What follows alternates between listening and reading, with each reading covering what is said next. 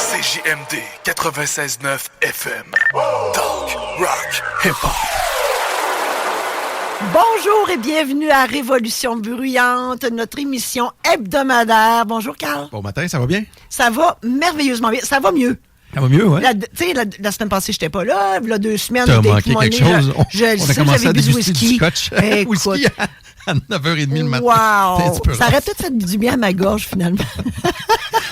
Aujourd'hui, ça va mieux. J'ai encore un petit peu un petit chat, mini chaton dans ma gorge, mais ça va très bien. Je me sentais comme dans le spring break, moi, là.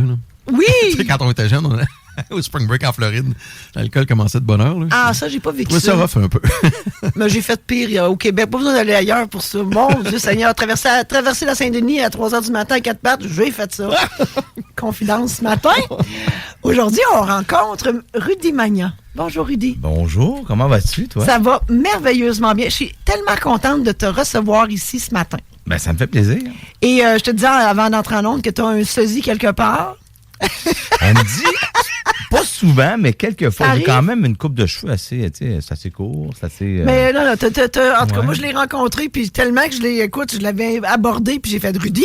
Il fait non. Ah, OK. Bon, en tout cas, Il devait être très gentil, très aimable, très absolument, sympathique. tout ça. Beau, gentil, sympathique, charismatique, toute la patente. Bon, ben, j'ai un sosie. Ben oui, voilà. Alors, écoute, Rudy, l'émission, ça sert à te faire briller. Et on a envie de connaître qui est Rudy Magnan.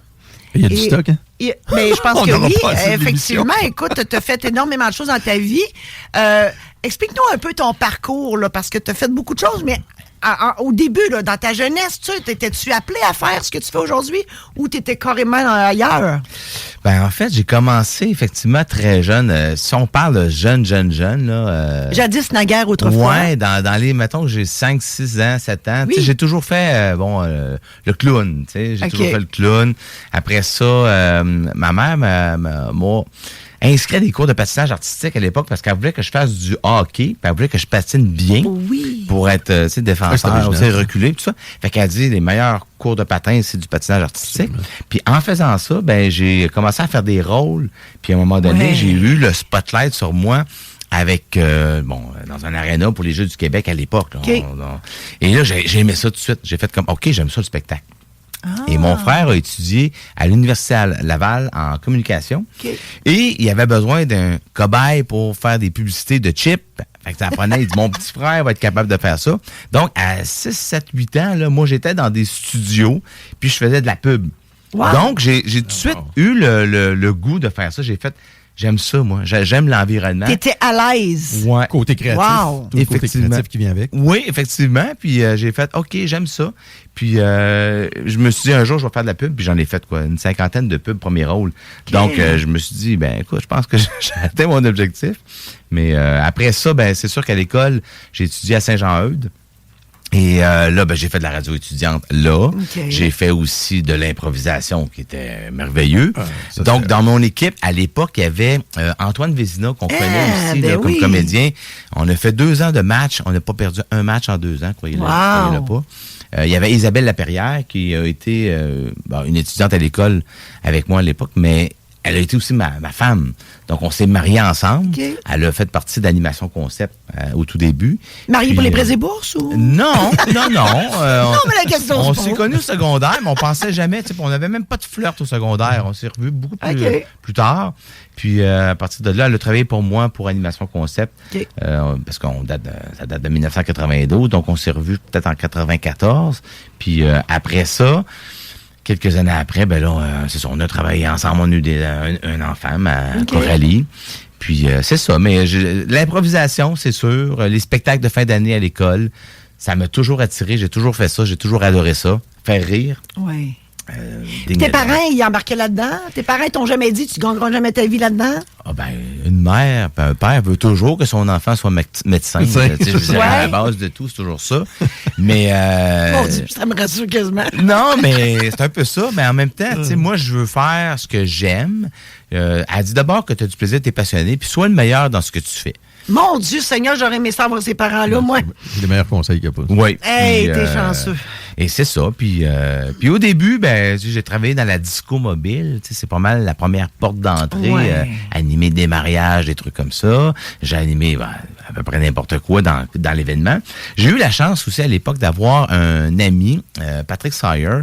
Son frère était Sylvain Sawyer. C'est lui qui avait la compagnie de disco mobile. Okay. Et son père travaillait pour la brasserie Labatt, avait un gros poste chez Labatt. Et toutes les promotions passaient par lui. Okay. Donc, moi, très jeune, j'étais dans son salon et je brainstormais pour des promotions Labatt. Donc, pendant 2-3 ans, j'ai fait les promos Labatt, ce qui était à l'époque, je te dirais, quelque chose qui était très, très in. Il y avait beaucoup d'argent là, dans les promotions. Absolument. Donc, sur les terrasses, dans les bars et tout ça. Oui. Puis, j'étais un peu, en quelque sorte, le concepteur de ces promos-là. Donc, très jeune. T'avais quel âge? J'avais même pas encore l'âge de rentrer dans les bars quasiment. J'avais 17, 18 ans. J'ai 17 ans, après ça, je rentrais à 18, puis 19 jusqu'à 20 ans. À 21, je suis parti à mon compte. Donc, puis j'ai travaillé pour Labatt en promo. Fait que j'avais comme un mentor, disons ça. Puis j'ai appris jeune à faire des promos professionnels avec un cadre très... Mais si j'avais pas eu cet ami-là, peut-être que je serais jamais allé là-dedans. Là. C'est plusieurs concours de circonstances. Ouais. Donc, l'improvisation m'a fait amener à faire de la disco mobile parce qu'on me dit, mon frère, il y a une compagnie de disco mobile, tu serais bon là-dedans. Je connais pas ça. C'est pas grave. On a des DJ. Tout ce que tu as à faire, c'est d'animer. Donc, j'ai commencé à animer. Puis après, pas longtemps après, écoute, à 18 ans, j'animais le mariage de Patrick Roy, moi. Ben voyons donc. Oui, j'ai commencé jeune à avoir des gros mandats. Étais-tu nerveux? Pas du tout. C'était un ami de la famille, en quelque sorte. C'est vrai? Oui, aussi, oui. Donc, puis j'ai fait mes classes, j'ai monté assez vite. Puis après ça, ben tout le monde me disait, pourquoi tu pars pas à ton compte? T'as tout un paquet de bonnes idées, puis tout ça. Parce que dans les tout débuts, on était pour Animas, les as de l'animation. Après ça, on a parti Microphone. C'est moi qui avais eu le nom pour l'entreprise. Microphone FUN. Micro-FUN, c'est ça. Donc, j'ai dit, on devrait faire la carte. J'avais fait un petit dessin comme ça. Je disais micro avec le I, dans le fond, c'était le micro, la boule, et microphone.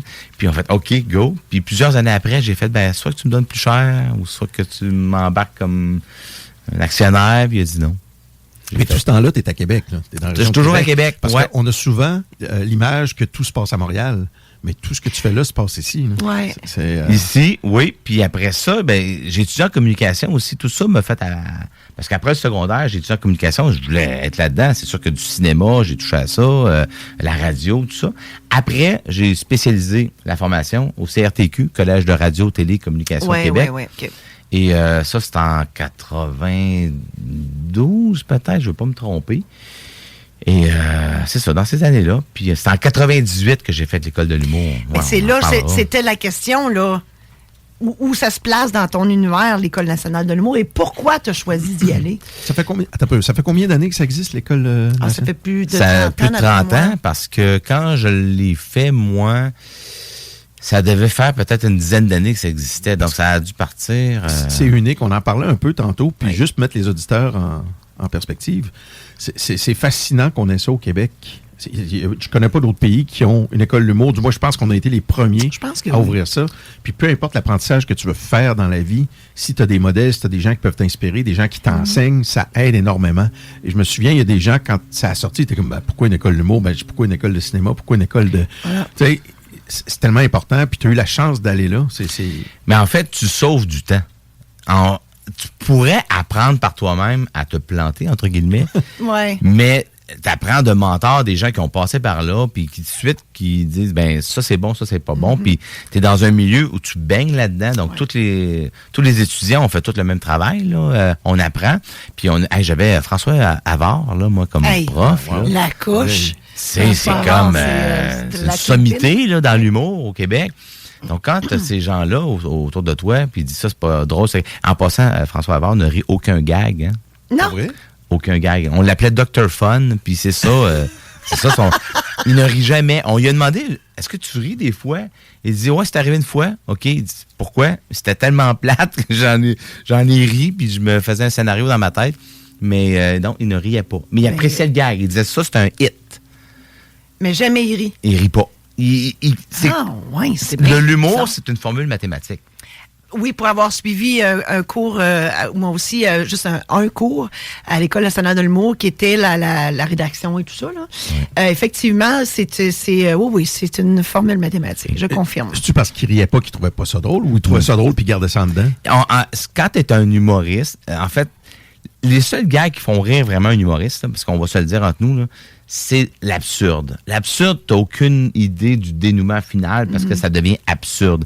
Mais quand c'est une formule mathématique, il y a 17 techniques de gag. Exact. Donc, quand tu vois la formule, moi, tu pourrais commencer le gag, tu pourrais l'arrêter là, puis je pourrais te trouver facilement 5-6 déclinaisons. OK. Donc, celui que tu vas sortir, il va être probablement très bon. Mais si, mettons, tu dis, j'ai tellement soif que je boirais une piscine, ben là, ça peut être une citerne, ça peut être n'importe quoi qui est énorme, puis le gag va être bon pareil. Oui. Des fois, c'est la sonorité. Oui. Tu sais, Badaboum est plus drôle qu'un autre mascotte, par exemple. Louis-José Hood travaille beaucoup avec la sonorité. Oui. Lui, c'est vraiment, le nom, c'est quasiment de la poésie, son affaire. Vraiment. Lui, il travaille vraiment comme ça. Ça commence comment quand tu arrives à l'école d'humour? Je veux dire, c'est un peu comme rentrer dans le service militaire, tu sais pas ce qui t'attend, là. Mais tu t'attends à rire, j'imagine? Oui. Mais ce que je veux dire, c'est, est-ce que tu peux arriver là, tu n'y connais rien, et ils t'apprennent peu importe le temps que ça te prend, ou il faut que tu aies une base, une espèce de côté naturel, tu dirais? Tout commence par l'audition. OK. Tout Ouais, commence c'est par ça, là. l'audition. OK. Ouais. L'audition, tu arrives à l'audition, tu as un texte, tu arrives devant des jeux, ils sont 3. Tu fais ton texte, puis après ça, ils sélectionnent. Dans le fond, ils ont à peu près 150 applications. À l'époque, c'était ça. Là. C'est peut-être plus aujourd'hui. 150 à 200 peut-être d'applications. De ce nombre, ils vont choisir 25 personnes. Oh, et de ce nombre, ils vont retrancher le nombre qu'ils veulent.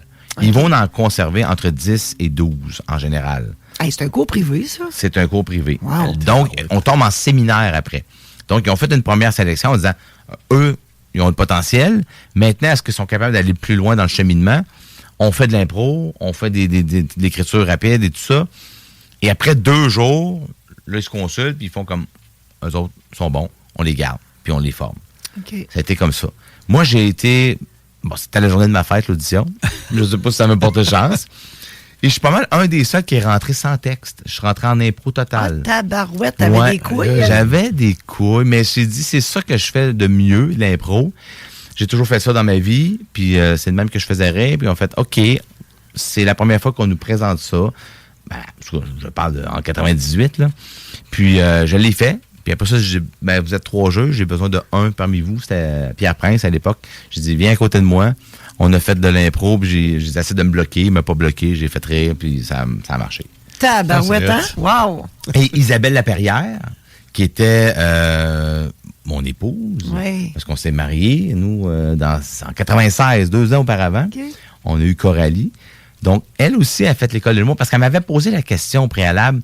Toi, qu'est-ce que tu aurais aimé faire dans la vie? Mais j'avais déjà une compagnie, ça roulait déjà très bien. Je dis, l'école de l'humour, c'est sûr que ça m'aurait tenté. Elle dit, moi aussi. Elle dit, pourquoi on ne fait pas les auditions? Mais je dis, écoute, on a déjà une compagnie, ça roule très bien. Ouais. Mais pourquoi on ne fait pas l'audition? On verra bien.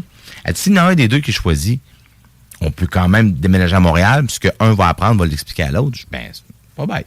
Donc, on est allé passer l'audition, mais en solo, pas en duo. OK.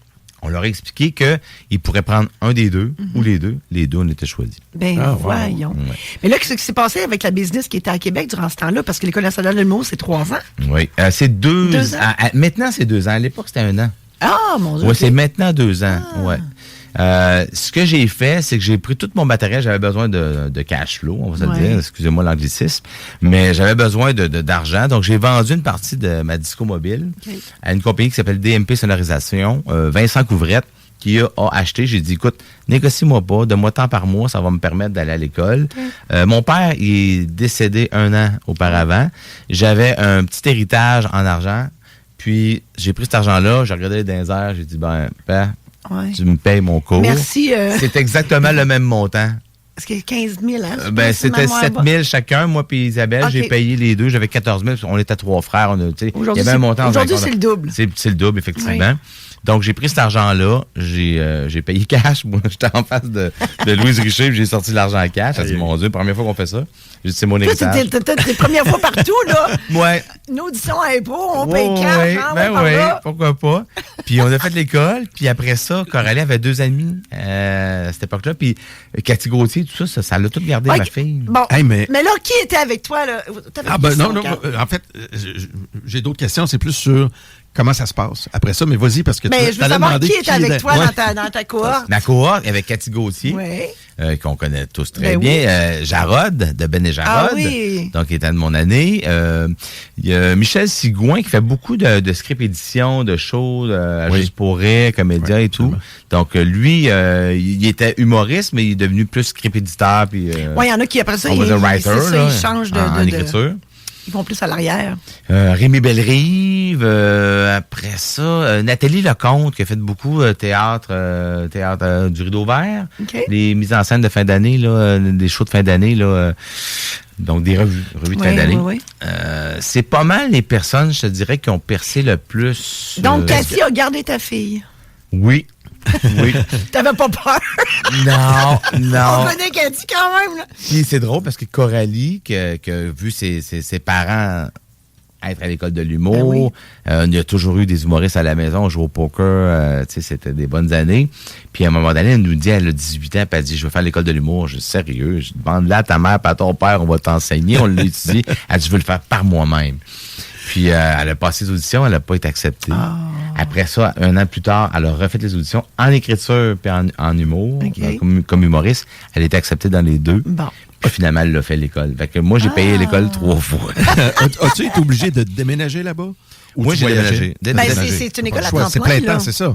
Moi, je l'ai fait en cours privé à distance, mais si tu veux vraiment connaître la full experience, là, c'est ça. Donc, tu t'exprimes. C'est plein temps, c'est toute la semaine. C'est une formation de devenir. C'est une grosse formation. Puis quand tu as un enfant de 2 ans et demi, puis tu as une business en plus, puis que ta blonde fait le même métier que toi, puis tous les deux, c'était pas facile. Moi, j'ai pas eu tant de plaisir que ça, l'air de rien. Parce que sur l'heure du midi, quand tout le monde allait chiller à gauche pas à droite, moi, j'avais mon téléphone qui était rempli de messages.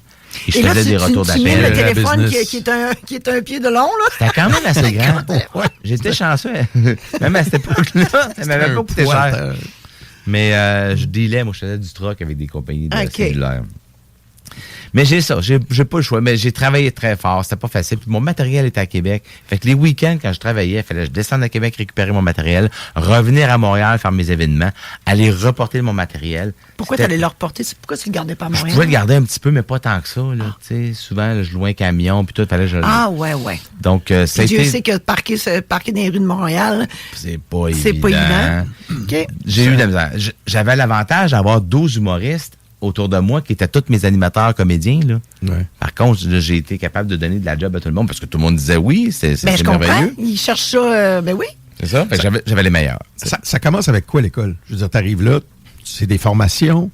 Est-ce qu'il y a des catégories de sujets qui vont toucher, genre, tu peux avoir des gens qui vont, tu vois même des mimes, ça peut être comique. Est-ce qu'ils vous font pratiquer un ensemble de domaines? Les mimes et tout ça, c'est plus, il y a une école de clown à Montréal, c'est plus ce genre d'école-là que les gens vont faire à ce moment-là. C'est vraiment l'écriture qui est la base de tout.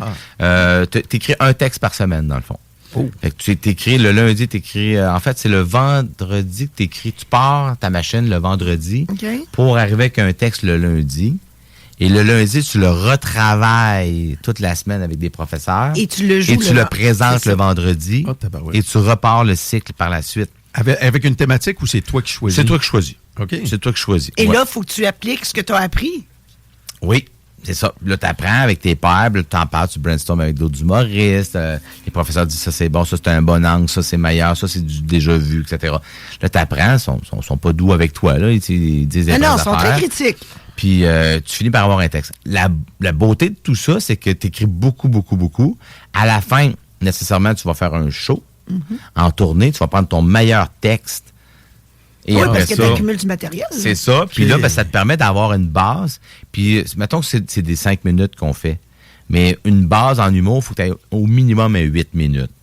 Puis tu vas travailler un 12 pour être capable d'avoir un bon 8. Quand on dit que c'est des humoristes qui font du rodage, le numéro, à la base, il dure 12 minutes. Et là, après ça, tu retranches les 4 moins bonnes minutes et tu fais des surenchères et tu améliores le texte pour arriver à quelque chose de wow. C'est littéralement la meilleure façon d'apprendre. Tu produis toi-même ton contenu. Eux t'aident à bien l'encadrer, si on veut. Oui. Puis après ça, c'est toi qui pars avec ça. Ça fait que c'est toi qui as créé. C'est pas, c'est majeur. Puis avec ton expertise en improvisation, c'est majeur. L'improvisation, c'est tough. Je l'ai fait une couple de fois quand j'étais jeune. J'ai fait, c'est pas pour moi. C'est pas évident. Mon plan de carrière, c'était, moi, d'avoir le premier show d'humour 100% interactif. C'était ça, mon objectif en sortant de l'école de l'humour. 100%, explique ça. C'est-à-dire que un peu comme un magicien qui dit, je vais aller prendre quelqu'un du public, puis je vais le prendre, puis le couper en deux, puis d'interagir avec eux. Moi, mon show, je voulais qu'il soit 100% interactif pour avoir une partie scriptée, puis une partie 100% improvisée. Peu importe ce que la personne va me répondre, il faut que j'aie des sorties de secours, là, on va dire. Là. Parce qu'un gag, c'est un peu ça. Il y a un pattern qui est installé. Ouais. Si je te pose une question, je sais que tu vas me répondre à peu près ça ou ça. Et moi, j'ai déjà des gags de préfait. C'est un peu ça. C'est un peu un entonnoir. Et je vais t'amener à dire un peu ce que je veux. Ouais. Un peu comme un magicien qui va faire des tours avec des cartes forcées ou des trucs comme ça. Luc Langevin, là, c'est tous les mots qu'il utilise, puis tout. Là, je veux dire, c'est pas de la magie, c'est de la mathématique, comme tu as dit tantôt. Il y a une formule, puis il s'arrange pour que les gens lui redonnent ce qu'il veut. Là, à peu près ça. C'est ça. Fait qu'en humour, je voulais faire ça. Mais finalement, j'ai une compagnie qui roule très bien. Moi, je suis parti de Québec à Montréal, puis le chiffre d'affaires a doublé dès la première année parce que il y avait le double de budget. Québec, c'est quand même plus petit que Montréal. Toutes les têtes dirigeantes sont à Montréal. Toutes les grosses entreprises sont là. Si je veux faire des sous, c'est là que ça se passe. Et comment t'as été à Montréal? Je suis encore à Montréal. Non, mais le siège social de ton entreprise n'est pas à Québec? Non. Ben voyons, toi, j'apprends-tu quelque chose à matin? Ben, j'ai parti ça à Québec, mais je suis à Montréal depuis maintenant 27-28 ans. T'es-tu en train de dire que tu restes à Montréal? J'habite à Montréal. Donc, t'as fait la route pour t'en aller ici ce matin? Oui, mais toute ma famille est à Québec. Puis, de toute façon, je venais... Ben là, faut que je tombe à terre, là. Ben, je suis pas parti hier. J'étais sûr que je suis pas parti ce matin. Ben, j'espère, Seigneur. En plus, avec l'heure avancée, Christy. Puis le brouillard. Non, parce que moi, j'entends le bateau, là. Je sais pas si vous l'entendez. C'est quoi qu'on entend? Ouais, on entend un bateau sur le fleuve qui met la sirène à cause du brouillard. Moi, je l'entends dans mon écouteur. Fait qu'il y a du monde qui entend ça, là. C'est pas. Non. Donc, si vous entendez une sirène, c'est le bateau parce qu'il y a de la brume ce matin. Ça, en plein ça. Mais c'est la première fois qu'on l'entend. Moi, je savais pas c'était quoi, là. Oui, tout à fait. Ah, ben voyons donc. Mais sérieusement, là. Oui. Ben, moi, c'est parce que j'ai toujours pensé qu'Animation Concept était à Québec. J'ai bâti ça à Québec. Ça a parti à Québec en 92, effectivement. Le siège social, maintenant, il est à Montréal. J'ai un entrepôt. J'ai 3 entrepôts à Montréal, puis un à Sainte-Julie. Fait que je suis rendu avec 10 000 pieds carrés, là. Je suis rendu avec pas mal de stock. Ça a commencé tout petit, là, à Québec. Mais maintenant, je vous dirais que c'est ça. C'est là que ça se passe. As-tu, une fois que tu as fini l'école d'humour, as-tu fait une tournée? As-tu vécu l'expérience d'aller donner des spectacles? Il y a toujours ce qu'on appelle la tournée canadienne. Oh. Ça paraît bien, hein? Oui, tout à fait. Quand tu t'en vas jouer territoire.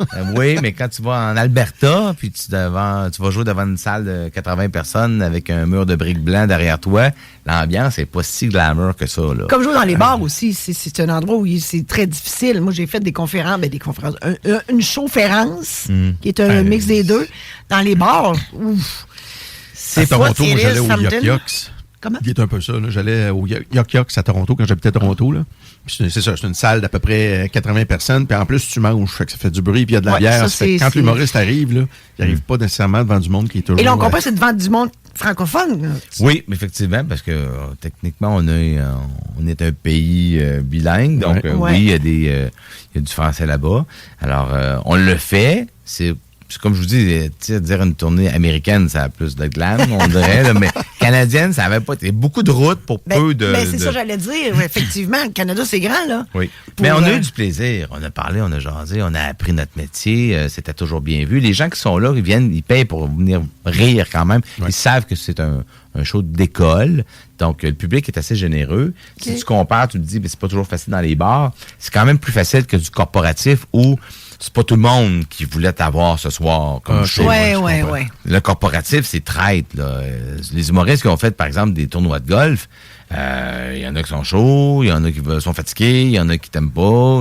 C'est pas Michel Barrette a déjà raconté qu'il avait été payé pour faire un show dans un party de Noël, puis finalement, il l'a jamais fait. Parce que le boss était trop chaud, tout le monde était chaud, fait que il est jamais rentré sur scène. Mais il a eu son chèque. Oui. C'est payant parce que l'avantage du corporatif, c'est que tu n'as pas à vendre des billets. sais, une salle, quand tu dis je me produis ou je m'autoproduis, Oui, bon. oui. Tu dois vendre des billets. La promotion. C'est toute une histoire, ça. Pour avoir une agence d'auteurs et de conférenciers, C'est tough. effectivement, c'est plus facile de faire affaire avec un client qui va t'acheter puis dire, là, dans le fond, l'événement il est déjà organisé, tu as juste à te présenter, puis tu arrives, puis tu fais ton show, puis tu t'en retournes chez vous. Alors que quand c'est toi qui organise l'événement, c'est toute une logistique. Oui. Là. Puis on a produit dans le temps avec Marc Boilard, que vous connaissez sûrement. Bon, il y avait une agence à l'époque, Roson Boilard, donc avec Roson et Boilard. Il y avait tous les humoristes, je dirais, Jean-Michel Anctil, François Morancy, Maxime Martin, Mike Ward. Il y avait Anthony Cavana. Il y avait des gros noms. On avait produit une soirée chez vous, chez nous, au Capitole de Québec. C'est une soirée célibataire où tout le monde achetait un billet unique. Ils rentraient, il y avait un 5 à 7, on matchait le monde. Ah, ouais. Là, les gens se matchaient et allaient voir le show avec quelqu'un qui se sont accoquinés. Après ça, c'est une soirée d'ensemble. Donc, c'est une cool soirée. comme concept, ça. C'était oui, c'est magnifique. merveilleux. Capitale de Québec, on a fait sold out. Puis, on a fait la même chose au Spectrum à Montréal. Mais c'était des soirées, tu peux pas reproduire cet événement-là parce que on s'entend que les célibataires, c'est bien beau. Quand t'en as choisi, t'en as trouvé 1000 pour aller payer un show d'humour. Mais ça s'est rempli, c'était extraordinaire. Et le concept venait de qui? En fait, d'Isabelle et de moi. C'était vraiment... c'était nous qui avions eu cette idée-là. C'est vraiment incroyable. Moi, j'animais dans les bars les fameuses soirées Cupidon, les soirées, Mitch Match ou Match, tout ça. Ce genre de Donc, soirée. t'avais une spécialité ou en tout cas, t'avais un créneau tu connaissais déjà. Oui, on s'est dit, pourquoi ne pas en faire un vrai gros show avec des humoristes? Puis le thème, c'était le célibat, c'était le... Bon... Et on a bâti ce show-là, on avait approché Marc Boilard, il a dit, ça me branche, vraiment. On l'a fait, puis ça a été un hit, vraiment. Ça pourrait-tu se faire une fois par année ou ce serait trop, le marché passé? Je ne sais pas. Mais c'est drôle, moi je dirais oui. Moi je dirais qu'une fois par année, là, un happening. On pourrait remettre ça. Écoute bien, Moi, je trouve ça pour très avoir hot comme été notaire concept, pendant parce que- 31 ans, je peux te dire que le monde, ça se marie, ça se divorce, ça se marie, ça se divorce. Écoute, je célèbre des mariages dans la vie, puis j'ai encore de la job. Fait que il doit y avoir quelqu'un quelque part qui est célibataire à un moment donné. Oui. Moi, une fois par année, d'après moi, tu es capable de faire ça. Pourquoi pas? Mais ce qu'on s'était rendu compte, c'est que c'est beaucoup de temps Ouais. pour un événement unique et en bout de ligne, c'est pas si payant. Absolument. Parce que ce qui fait qu'une tournée est payante, c'est que si, par exemple, tu dis j'ai booké un soir, ce que ça t'a pris comme énergie pour booker un soir, le deuxième soir, c'est la même énergie. C'est juste la date d'après. Tout à fait. Puis ta publicité, tout ça, que tu dises Ouais, que je je mets une comprends. date au calendrier ou 2 dates, c'est la même chose. Donc, on s'est rendu compte que pour faire de l'argent, une tournée, c'est le fun avec un show, c'est là que c'est payant. Ben oui. Un show exclusif, une fois, C'est pas payant. C'est pas C'est le payant. même ouvrage, mais tu le fais juste une fois. Non, c'est ça. Ça peut amener une certaine visibilité. Ça te garde sur le marché. Mais je regarde Sugar Sammy. Il fait 2 shows dans un soir. Il en fait un à 7h, puis il en fait un à 9h, 9h30. Tu fais comme, je suis brûlé pour lui, puis il fait ça 2 soirs d'affilée. C'est ça qui est payant. C'est comme tu dis, Ben oui. c'est d'être capable d'utiliser ton environnement le plus possible, puis de le maximiser pour être Exact. payant une fois. C'est pas. C'est ça. Puis c'est ce que j'ai fait aussi à Animation Concept dans mes débuts. Je faisais des gros shows. J'ai déjà fait, moi, le tour de l'île de Montréal. J'ai déjà fait des trucs énormes. Puis là, les gens me disent, pourquoi tu fais plus ça? Parce que le temps que ça me prend pour bâtir un événement semblable, je vais mettre minimum 3 mois de conception, de création, d'énergie. Maintenant, dans un corporatif, techniquement, c'est pas le même budget. Mais pour une journée, si, admettons, je dis je fais 3 événements corporatifs, ça me donne presque le même budget que l'autre. Puis du corporatif, c'est des shows qu'on a bâtis et qui sont rodés puis que je sors non-stop. Oui, c'est ça, tu as des concepts qui ils existent déjà, donc tu fais juste comme m'amener ta gear, puis quand même, c'est du stock, là. C'est du stock. Hey, la tournée canadienne, c'est pas toi qui défrayais, là. C'est eux qui payent. C'est l'école. OK. C'est l'école. Fait que c'est vraiment bien organisé, c'est vraiment bien setupé. C'est là. très C'est structuré. une tournée de rodage, en fait. C'est effectivement ça. Puis après ça, on fait de l'humour partout. Puis on finit au C'est le Québec c'est un le peu. meilleur C'est training un peu de ça, pas, hein. ouais. On dit toujours, on fait de la région au début, puis après ça, on revient pour faire les... Même au Québec, c'est un peu ça. Tu vas aller un peu en région. Oui. C'est un avantage pour tout le monde. Eux vont voir un spectacle beaucoup moins cher, souvent un peu plus long d'un artiste qu'ils aiment. Puis après ça, ben quand ils arrivent à Montréal, ils ont fait le show. Quelqu'un qui fait une première montréalaise, un humoriste qui fait ça, il a fait son show minimum 20 fois. Absolument. Minimum 20 fois. Donc, on dit que c'est une première, mais c'est pas vraiment une première. C'est une première à Montréal. À Montréal, c'est ça. Ou une première médiatique. C'est ça, exact. Mais le show a été rodé, a été fait, a été bon. Et là, t'as fait ça combien de temps, là, des shows? T'as fait ta tournée, tu t'as dit, ciao, bye, je m'en retourne à Québec faire ma Je job? suis jamais retourné à Québec. Je suis Sérieux? parti de Montréal, de Québec, j'étais allé à Montréal, puis j'ai dit, c'est ici que ça se passe. C'est là que Ouais. c'est vraiment là que ça se passe. J'ai fait le move. Je Ben, ferais pas double c'est- move. c'est sûr qu'on ne se le cachera pas. À Montréal, écoute, il y a plus de monde, là. Je veux dire, effectivement. Puis il y a quand même... on va essayer d'enlever un peu mes préjugés, mais il y a moins justement de préjugés là-bas. Le marché est plus ouvert, il y a plus de choix, plus de diversité. Ça fait que je pense que ça apporte beaucoup plus de possibilités en même temps qui se présentent. Puis Louise Richer m'avait dit à l'époque, toi, tu serais bon pour faire de la pub ou tu devrais aller là-dedans. J'ai fait, OK, c'est pas bête. Et là, c'est là que j'ai suivi de la formation pour devenir comédien. Parce que, avec quelle école? On fait une pause? On va prendre une pause puis on revient là-dessus parce que ça m'intéresse beaucoup. CJMD 969fm.ca Classique rap et pop actuel, unique au Québec. 96.9 anticonformiste, innovante, fucking fresh. Et venez vivre l'expérience à April-Auto. CJMD, l'alternative. De retour à la Révolution bruyante avec Rudy Magnan. On parlait avant la pause de tes rôles comme comédien. Parle-nous-en donc un peu. On a embarqué là-dedans. Ben, dans les rôles comme comédien, si on parle de séries, télé, j'en ai pas fait tant que ça, mais j'en ai fait 2 bonnes. Il y avait, avec David Lemelin, il avait parti Prenez garde aux chiens. On a fait 2 saisons complètes de ça, qui étaient extraordinaires. Belle, on écrivait nos textes. On était un petit peu comme les apartistes, là, comparable. C'était très politique et tout. Donc, ça, j'étais comédien principal là-dedans. On était environ 4 à 5, puis on revenait souvent, puis on écrivait les textes, puis tout ça, puis on jouait. Fait que ça, c'était magnifique là, comme expérience. Vous avez connu LOL, il y avait penchant qui était Smile TV. Pendant 2 ans aussi, j'ai tourné à peu près, on a tourné, je pense, 700 gags. Oh, on parle de petits clips, là, ouais. Ça peut être un gag de 30 secondes, 1 minute, puis c'est du muet, mais on pouvait... Qui est une formule extraordinaire à exporter. Ouais. Effectivement, donc c'était pour les compagnies aériennes et tout ça. Donc j'ai fait 2 ans aussi. Ça passait à V à l'époque. Donc c'était extraordinaire. Sinon, j'ai eu beaucoup de 2e rôle, 3e rôle dans plusieurs séries. Là. Beaucoup. Pas des rôles marquants, on va se le dire. Mais ce qui a fait que j'ai été un peu plus connu, quand les gens me disent « Ah, ton visage me dit quelque chose », c'est vraiment les pubs télé. J'ai fait plus de 50 pubs télé, premier rôle. Okay. Donc, c'est pour ça que ta face me disait quelque chose ce matin. Ça doit être ça, parce que je suis une maniaque de TV. Oui, puis quand j'arrive puis j'explique mes rôles, ils font comme « Ah oui, je t'ai déjà vu. J'ai fait Activia, j'ai été porte-parole de Sale, Baron Sport. Oui, Sale. Oui.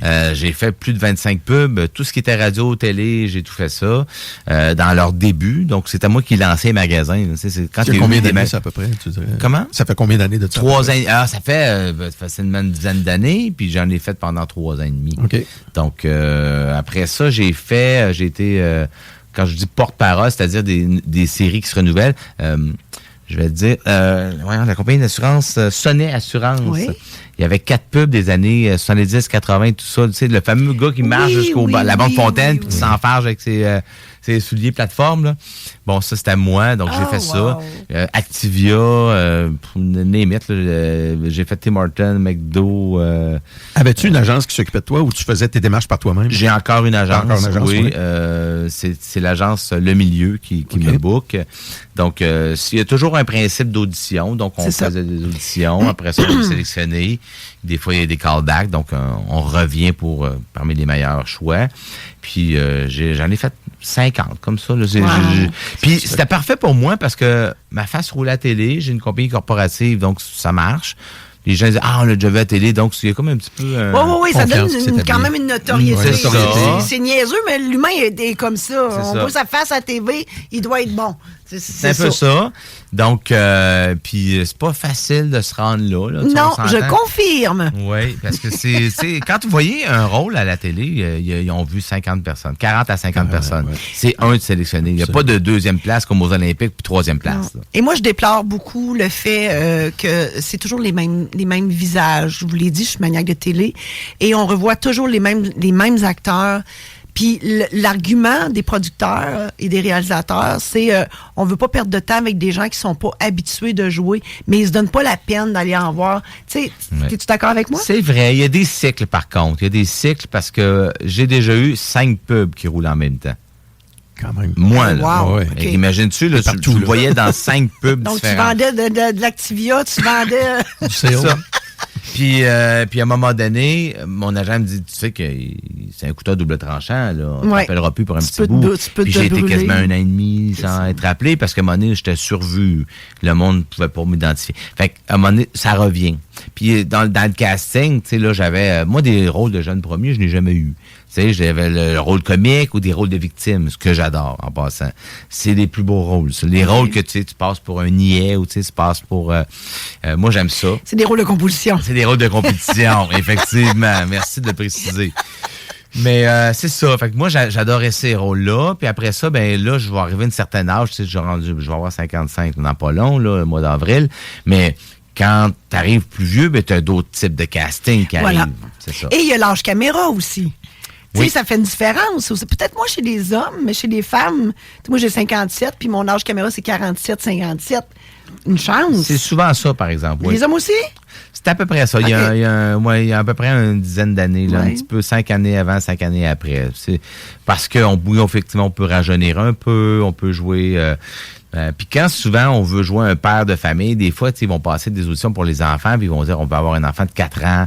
Puis si on n'a pas trouvé 4 ans, ils ont fait on n'a pas trouvé 4 ans, ça n'a pas donné ce qu'on voulait. Ils vont monter à 8 ans, mais ils vont prendre les parents en conséquence. Okay. Ils vont tous vieillir le casting. Donc, c'est ça. Alors, ben oui, mais c'est pour ça, effectivement, qu'on m'a vu. Là, ben oui. L'impression de déjà vu, là, ça vient de là. Voilà. Mais c'est quoi qui t'a poussé à la base de dire je veux être comédien? C'était-tu pour nourrir ton entreprise? Non, c'est pas. C'est toujours des parcours qu'on choisit pas nécessairement le parcours. Tu sais, les comédiens. D'abord, quand t'es. C'est tous des métiers similaires. Hein? Oui. La voix, la radio, que c'est... si tu es à l'aise devant un micro pour parler, pour faire de la radio, moi, c'était l'interaction qui me plaisait le plus. La radio, j'en ai jamais vraiment fait. Okay. Dans un studio comme ça, parce que moi, ce que j'aime, c'est la répartie, c'est l'improvisation. Donc, j'ai fait de la radio, mais j'étais toujours celui sur le terrain. L'équipe de promotion. Oui. Donc, les avec remotes. Choix FM, les remotes, TVA à l'époque, CITF, Rock Détente. Donc, j'étais, moi, l'équipe radio-terrain. Okay. Donc, ça, j'adorais ça. Après ça, c'est un peu Louise Richer qui m'a un peu allumé là-dessus pour dire pourquoi tu deviens pas comédien? On dirait que tu as le casting. Après ça, je suis allé voir un prof d'audition, Patrick Huneau, qui, lui, a déjà joué dans Ouattatata à l'époque. Là, j'arrivais souvent en audition, puis c'était toujours lui qui était là, mais j'avais jamais suivi de cours. Puis là, j'ai fait « Pourquoi pas? » Et là, j'étais allé le voir, puis j'ai dit « Moi, je veux prendre un cours, mais je veux que tu me dises la vérité. La vérité, là, j'ai-tu une place là-dedans ou pas? » Puis après, il est venu voir, il dit « C'est une question de temps. T'as le visage quand même qui passe, t'as des belles dents, t'as un beau sourire, c'est communicatif. Donc, c'est une question de temps, tu vas l'avoir, puis t'as ta place. » Ça m'a vraiment mis en confiance. Puis après ça, j'en ai eu des rôles.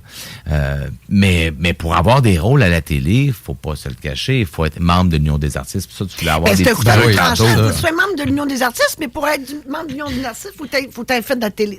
Mais si je ne me trompe pas, tu ne deviens pas membre de l'UDA comme tu veux. Ah non, je confirme. Quelqu'un ne peut pas appliquer demain matin. Puis, non, c'est pas de même que ça marche là. J'ai eu une certaine chance, je dirais. Je ne sais pas s'ils le font encore, parce que ceux qui nous écoutent et qui veulent faire cette carrière-là, puis ils disent « Ah, je vais faire ça », je vous dis tout de suite, ça se peut que ça soit plus comme ça. Normalement, ça prend 30 crédits. Okay? 30 crédits pour une apparition, on va dire, de la figuration, c'est un demi-crédit. Okay. Donc, ça te prend 60 apparitions télé en tant que figurant pour avoir tes 30 crédits. Tu n'as même pas besoin de parler, tu fais juste être dans la figuration, puis Si tu as des rôles ou des demi-rôles ou tout ça qu'on te donne, tu pourrais avoir un crédit. Un troisième rôle? Il faut que tu sois parlé. Je ne sais pas si c'est un troisième rôle. Je ne connais pas. Je m'informe pour une amie.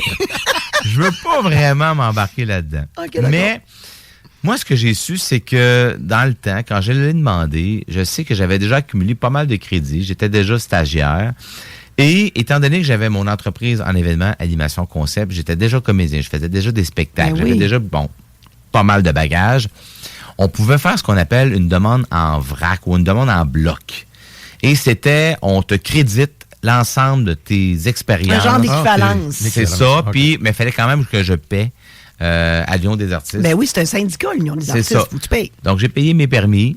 de manière rétroactive et j'ai été capable d'avoir l'ensemble de mes permis pour être officiellement accepté. Et à partir de là, il faut que tu payes à chaque année. Garder ton... Absolument. C'est ça. Puis, à ce moment-là, est-ce que l'Union des artistes joue un rôle dans certains... C'est quoi la mission de l'Union des artistes? C'est un peu la police de nous protéger, dans le sens que ils vont aller souvent au front pour être capables d'avoir des meilleures conditions de travail pour nous et tout ça. Par exemple, quand on passait des auditions, souvent, quand tu improvises dans une audition, le producteur pouvait se servir de ton impro pour dire « Hey, on va retravailler le texte, pas bête ce qu'il dit. » Là, ils ont dit, attendez une minute. C'est du droit d'auteur, il y a ça? du droit d'auteur là-dedans. Donc, s'il y a de l'impro, tu es obligé de payer. Maintenant, c'est 50 $, je pense, que il donnait comme cachet. Tu arrives, tu improvises, puis tout ça, c'est un cachet de 50. Donc, ils se disent, si on a eu 50 personnes à 50 $ par personne, c'est comme si tu payais un brainstorm aussi, tu peux bonifier ton texte. Donc, je trouvais ça correct. Puis, ça, c'est le genre de choses que l'Union des artistes a fait pour nous. C'est intéressant, ça. Ouais. C'est une bonne chose. Oui, c'est la job d'un syndicat, puis l'Union, ça en est Parce qu'à un un. moment donné, sinon, Donc, c'est tout le monde qui se fait exploiter voilà. pour pas grand-chose. Puis je sais que le droit d'auteur, pour être auteur et éditrice, c'est facile de se faire voler ces trucs-là. Après ça, tu as la Sartec, tu as d'autres trucs, là. Oui. Mais en tant que comédien, ça prend ça. Là. Ça prend quelqu'un qui s'assure aussi pour pas... c'est très respecté hein, sur un plateau de tournage. Là, si c'est une production qui dure 8 heures, c'est 8 heures. Là. Je confirme. Ils payent les frais, le temps supplémentaire. Puis c'est très bien payé, d'ailleurs. Quand même. Tu sais, je veux dire, on n'en fait pas, pour parler pour moi, j'en fais pas beaucoup. Mais une journée, parce que c'est des 12 heures, des 14 heures souvent, c'est très bien payé pour une journée de travail. Oui, là. effectivement. Oui. Il s'assure que je pense qu'il faut que tout le monde sur le plateau soit membre de l'Union des artistes. Non. Non, c'est pas obligatoire, ça? Non, les figurants. Moi, je fais de la figuration, puis non, c'est ça. Oui, il faut que tu deviennes éventuellement stagiaire. C'est ça, il y a tout un système. Moi, j'avais pas fait ni une deux, j'avais envoyé mon chèque. J'ai dit, je veux. Écoute, j'avais, all-in, moi, j'ai envoyé mon chèque, rempli le formulaire, et ils m'ont rappelé à l'ordre un petit peu. Ils ont fait, non, c'est pas comme ça. Moi, j'ai dit, tout se paye dans la vie. Envoyez le chèque, moi. Non, ils m'ont renvoyé le chèque. As-tu déjà été aussi dans le cinéma ou c'était juste... J'ai fait, des films. Oui, j'en ai fait 2. J'ai fait, Voter Bougon. J'ai eu un petit rôle là-dedans. Oui. Puis le film... Je vais le réécouter juste pour te voir. Comment t'as trouvé l'expérience? J'ai adoré ça. J'ai joué avec... Antoine Bertrand? Non, pas Antoine Bertrand. Voyons, Rémi Girard. Oui. Donc ça, c'était cool. C'était avec lui, j'avais mon interaction. Puis le Cyclone de Noël. Je viens de l'écouter, je t'ai pas vu. Dès le départ, la scène rétro, quand il y a un mononcle qui rentre. Je vais réécouter ça aussi. C'est pas grand-chose, mais tu sais, je peux dire que ça a été au cinéma. Donc, je me suis oui. Mais c'est ça, c'est mes 2 seules expériences au cinéma. T'as-tu aimé ton expérience sur le plateau avec justement Rémi Girard? Oui, c'est la même chose que de la télé, en fait. On le sait, on rend pas compte qu'on tourne un film. Là. C'est sensiblement la même parce que t'es là pour ta scène, puis après tu t'en vas. C'est ça. Puis un an après, tu le vois à TV. Là. Ça, c'est effectivement. Puis, mais c'est cool. C'est cool de dire que je l'ai fait. Oui. Puis j'ai joué quand même avec beaucoup de monde le fun. Tu sais, Patrick Huard, j'ai joué avec lui. Tu sais, c'est des gens que tu t'apprécies. Puis même Patrick Huard, il y avait son agence Jessie qui produisait. Puis à un moment donné, mon agent m'appelle pour dire t'as une audition pour une pub avec Patrick Huard. Quand il était porte-parole pour le Journal de Montréal, il faisait Rogatien. Oui. Puis il avait besoin de quelqu'un avec lui dans la pub. Puis là, j'arrive pour passer l'audition. Puis c'est lui qui me passe en audition. Là, je fais moyen d'or. Puis là, on est là dans son bureau, puis on jase. Puis là, je fais c'est quoi l'audition? Tu sais ça. T'es en train de la passer en ce moment. Tabarouette, hein? Comment tu vois le rôle et tout? Puis là, je pars de là. Je fais comme tabarouette, c'est spécial comme audition. Puis je l'ai eu. Tu vois? Alors, souvent, il devait mesurer aussi l'authenticité. Puis, c'est surtout, tu me disais à ce moment-là, comment tu vois le personnage, comment, tu sais, c'était un peu... dans ce rôle-là, précisément, c'était un rôle de victime. Tu sais, il me volait toutes mes pages de journal. Tu sais, je disais le journal, puis il m'a vu, puis j'ai fait, moi, ça, c'est des rôles de victime de ton homme. J'adore ça, tu sais. Le gars un peu qui se fait manger la laine sur le dos, ça, j'aime ça. Donc, éventuellement, est-ce que ta compagnie redomine ta vie versus... Elle domine totalement ma vie. Ma blonde est là qui rit. Elle confirme. Puis on peut en parler. Puis c'est dur à dire. est-ce que tu fais une transition? Autrement dit, est-ce que tu fais un choix de dire... Oui, c'est ça. Moins Y comédien. a-tu un Y là, quelque part? Ouais, où tu dis, OK, Je vais être honnête avec toi. Je pense faire le plus beau métier du monde. Tu sais, il y a des métiers que les gens vont devenir comptables. Je pense pas dans la vie que tu choisis de dire, moi, j'adore. Tu peux adorer ça, là, faire les chiffres. Ça, c'est correct. Mais on comprend pas, hein?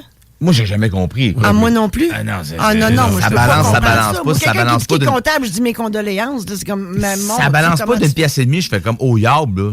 Mais les autres, non, ils vont en trouver l'erreur. Moi, ça me tente pas. Moi, je fais comme, je rajoute de l'argent dans le pot. Ça va balancer. Mais, tu sais, ça me dérange pas que ça sorte de ma... C'est vrai, là, je suis rendu là. Mais moi, la compagnie, c'est ça la beauté.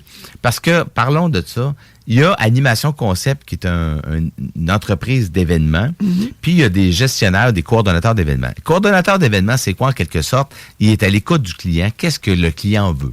Là, il va poser un paquet de questions, puis il va faire un événement personnalisé comme le client le veut bien. Tu fais-tu ça?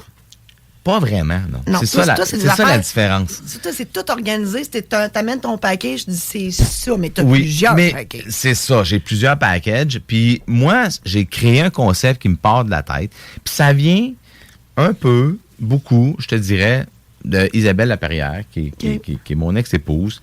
Qui, à un moment donné, moi, je suis un gars fâché dans la vie. Tu sais, des fois, je vais me fâcher sur des affaires. Voyons, il n'y a personne qui fait ça. Pourquoi il n'y a pas ça? Là, je cherche des choses, je cherche des affaires. Voyons, donc, c'est bien niaiseux qu'il n'y ait pas ça. Puis à un moment donné, elle m'a regardé carrément, puis elle dit, arrête de chialer, puis fais-les. Puis là, je fais, comment fais-les? Tu trouves qu'il l'a pas? Il n'y en a pas? Tu trouves qu'il y a de la place? Pourquoi tu le fais pas? Puis j'ai fait, tu parles d'une belle phrase, ça.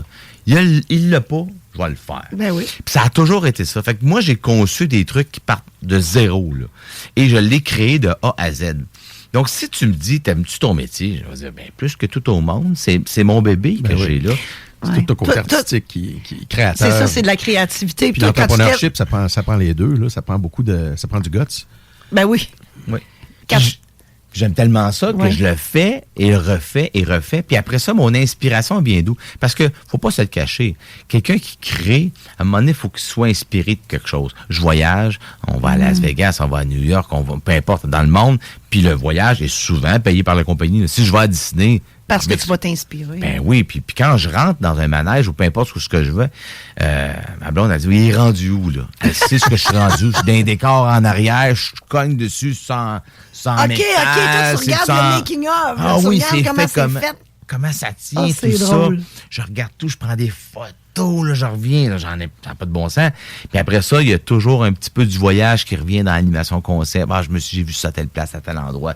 Je le fais avec un budget québécois, là, parce que là-bas, ils ont des millions, mais quand même, je vais retirer quelque chose de ça.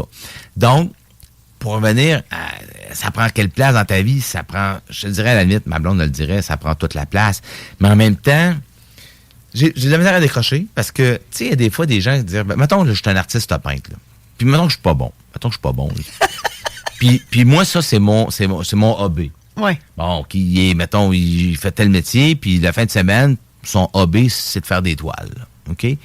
Ben moi, mettons que faire des toiles, il est vraiment bon, puis il se met à vendre des toiles. Oui. Son hobby qu'il adore devient rentable. Oui. Ben moi, mon hobby, là, c'est jouer, c'est de faire du montage, c'est d'être comédien, d'être animateur, d'être humoriste, d'être conférencier. J'adore ça. Je fais des conférences sur la rigolothérapie. J'adore ça. Je rends service à du monde, les gens rient, je fais du team building, je fais tout ça. Donc, à partir du moment où ce que je fais, j'aime ça. Tu travailles plus? Mais je travaille plus. Tu exerces ta passion, puis quand tu te lèves le matin, si tu n'en vas pas gagner de l'argent, tu t'en vas te réaliser. C'est ça. Janine Suto avait 94 ans, puis on posait la question, quand est-ce que tu prends ta retraite? Puis elle dit, retraite. Retraite de quoi? Non, c'est ça. Le monde me pose cette question-là.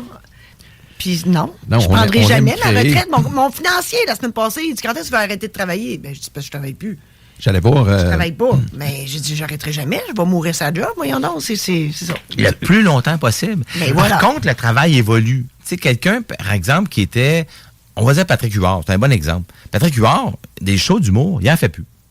Effectivement. Il fait tellement d'autres choses. Mais c'est ça l'affaire. Mais pourtant, c'est un humoriste. Il est rendu animateur. Il est rendu producteur. Il est rendu... Tu sais, ce gars-là, il peut toucher... Et puis réalisateur. C'est lui qui avait réalisé la pub que j'avais jouée avec lui. D'abord, il l'a écrit. 2, il était sur place, puis c'est lui qui choisissait les plans de caméra. Puis il y avait un petit moniteur en face de lui. Il jouait sa scène, puis il s'auto-réalisait. Ouais. Donc, mais tout ça est de la création. C'est toujours ça. C'est la base, la création. Oui. Voilà. Fait que moi, j'ai autant de plaisir à bâtir un projet, à le mettre en scène, à l'écrire, à le brainstormer avec mon équipe. Explique-nous, là, quels sont tes concepts, là, ta banque de concepts, là, de A à Z, ça ressemble à quoi? Oui, ben ça part toujours, mettons, on va dire le premier, tu sais, dans les années 92, on faisait dans les bars, puis tout ça, il y avait des thématiques beach party. C'était ça la mode, beach party. Ouais. Donc, si on me dit c'est quoi la première thématique d'animation concept, je vais dire un beach party. Avec le sable tout, là? Avec la j'allais pas jusqu'au sable, tu sais. Ça, c'est de l'ouvrage. Mais l'autre, je fais. Au Palladium, à Québec, il y avait 3 tonnes de sable dans le Palladium. J'ai vécu ça, ou dans un bar à Amos. J'ai vécu ça au Palladium. C'est probablement toi qui l'as organisé. Voilà. Non, je l'avais pas organisé, mais tu sais, je m'étais inspiré de ça. Mais tu sais, c'était pas de le mettre, le problème. C'était de l'enlever, le problème. Ben, c'est ça. T'sais. Et il en reste longtemps. Donc, après ça, là, t'as un client, là, tu sais, qui te prend. Fait que là, mettons que t'as une grosse compagnie qui te prend une thématique beach party. Bon, l'an prochain, là, faut que tu en aies une autre thématique, là, parce que tu veux avoir le même client. Mais t'as peu de time out. Là, explique-nous la thématique Beach Party, là. Oui. Parce que toi, tu as des acteurs. Qui comprend le concept Beach Party, là? Ben, dans le fond. Mettons, je veux l'acheter demain matin. Qu'est-ce qu'une thématique? On va commencer par ça. Une thématique, ça comprend tout selon un thème précis. Donc, la sonorisation, bien sûr, ça prend une disco mobile, ça prend un animateur, ça prend un DJ. Il y a prendre de la musique, un micro, puis tout ça. Donc, après ça, la musique selon le thème. La musique de Sud. Ça prend nécessairement des décors. Parce que là, si tu vas dans un beach party, tu vas avoir une impression d'être dans un beach party. Donc, on apporte des palmiers partout. On a une toile de beach party. On a des accessoires, des cages à homards, tout ça. Une chaise de lifeguard. Name it, on l'a. Après ça, les costumes. Puis après ça, les artistes qui gravitent autour, plus le budget est élevé, plus tu mets des choses. Tu peux mettre un band tropical, tu peux mettre des danseuses hawaïennes, tu peux tout faire avec une thématique. Donc, il y a une thématique de base qui comprend animateur DJ, la sonorisation, les décors selon le thème et les costumes. Par la suite, si le budget est plus élevé, là, on ajoute des artistes, ça peut être du spectacle, ça peut être un magicien, ça peut être, peu importe, là, mais on respecte le thème, on veut respecter ça. Et c'est une feuille de route qui est beaucoup plus simple. Quand on travaille avec une thématique, c'est facile de dire, si on fait un menu, même la nourriture, va avoir rapport au thème, on va se trouver une île. Qu'est-ce qu'il y a à Hawaï? C'est ça, on a des ananas, c'est table, nécessairement, que tu dis, c'est tropical, ça te prend quelque chose à l'ananas, là, tu sais. Donc, c'est ça une thématique. Puis après ça, année après année, quand les clients reviennent, tu vas avoir une nouveauté. Donc, après ça, on a fait thématique rétro. On a fait une thématique Far West. On a fait... Et là, on part. Croisière. Puis là, on les fait toutes. Combien t'en as? J'en ai 50. 50. Ça veut dire 50 pas entrepôt, mais mini-entrepôt. Tu dis, le kit Beach Party, il est là. Oui. L'autre, il est à côté. Puis on va dire la vérité dans tout ça, c'est qu'il y a des thématiques, il y a des déclinaisons, il y a des thématiques hybrides. C'est-à-dire que si, par exemple, tu en as 35, tu peux faire 50. Pourquoi? Parce que, si, exemple, j'ai une thématique qui s'appelle le camp patipère. Tout ce qui est bûcheron, là. On s'entend, ceux qui s'en viennent, là, ceux qui nous entendent puis veulent faire une thématique, là, le camp patipère, c'est carrément bûcheron avec, soigne la bécaisse dans le fond de la boîte à bois, puis les bûcherons et tout ça. Donc, ça, c'est... Mais quand on arrive, puis on est à Noël, ça va devenir Noël au chalet. Avec de la neige à la cabane, puis là, c'est un Noël traditionnel. Puis ça peut être des cabanes à sucre aussi? Ça peut être des cabanes à sucre, tu sais. Puis les Français qui viennent au Québec, parce que des voyages immersifs, ils veulent savoir c'est quoi. Fait que tu peux la sortir en plein été, puis ils veulent avoir de la tire sans neige. Eux autres aussi, puis ils veulent avoir des Québécois, puis la parleur, puis ils veulent apprendre un conteur qui pourrait être là pour leur faire vivre. Mais tu dors-tu la nuit? Il me semble que ça doit être l'ouvrage incroyable. C'est sa passion, c'est ça. Mais je fais ce métier-là depuis 38 ans. Ah oui, t'aimes ça, t'en manges, écoute bien. C'est ça. Fait que si je me dis c'est une thématique ou 2 par année, mettons c'est une par année, il y en a qui ont des déclinaisons, mais je dors dessus. D'abord, je dors peu. Honnêtement, c'est un peu comme Grégory Charles, lui, a besoin de 5 heures de sommeil. 5 heures, moi, je trouve que c'est correct. J'ai bien dormi. Si je me couche à 1h du matin, je me lève à 6, 7, 8, j'ai assez dormi. Une fois de temps en temps, j'ai besoin d'avoir vraiment des batteries à charge, plus longtemps, là, des fois. Mais en général, 6 heures, 7 heures, ça me convient amplement. Tu dois avoir des anecdotes incroyables de choses qui sont arrivées ou d'événements. Ouais. On peut peut-être prendre une petite pause, puis on revient après la pause, puis on... Vous écoutez CJMD, la seule et unique radio de Lévis. Talk, rock, hip-hop et beat the club. 96.9. Talk, rock, hip-hop et beat the club. CJMD 969. Talk rafraîchissant. Toujours à côté de la track. 969fm.ca. Pour les extraits, au pointdevente.com. CJMD. Enjoy. 969fm.ca. L'alternative radio.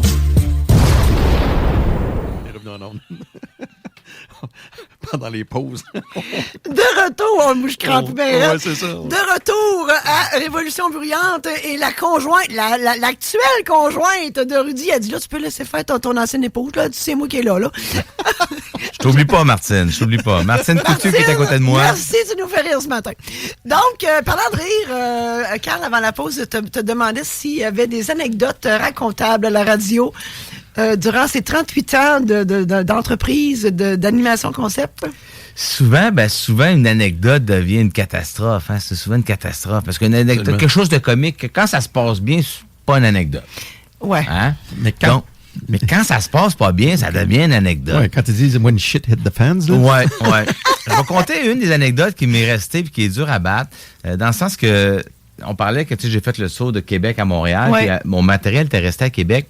Et je dis à une équipe de Québec, mon matériel, tu prends tout ça. C'est un camion rempli de stock pour une thématique à Montréal, qui était donc pas à Montréal, il était dans le nord de Montréal. On était peut-être à Saint-Sauveur.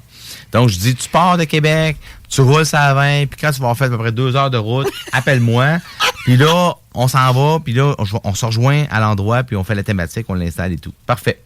Fait que, il roule. Il m'appelle. Je dis, bon, tu dois être proche. Il dit, je sais pas trop, j'ai pas un bon feeling. Je dis, t'es où exactement? Là? Dis-moi, là, tu peux être un peu trompé. Il était parti sur l'autre bord. Fait qu'il est parti de Québec. Oh non. Il a pris la 20, puis il était rendu à Pointe-Négamouk. Oh mon Dieu. Là, il dit, qu'est-ce que je fais? Je dis, tu revires d'abord, puis tu pèses sur le gaz. Tu sais, je veux dire, je peux pas dire autre chose.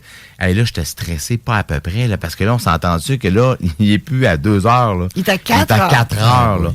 Alors, moi, pendant ce temps-là, j'appelle une compagnie, tout ça, puis j'ai un équipement de disco mobile, puis je commence déjà à animer là, le cocktail, puis là, oh mon Dieu.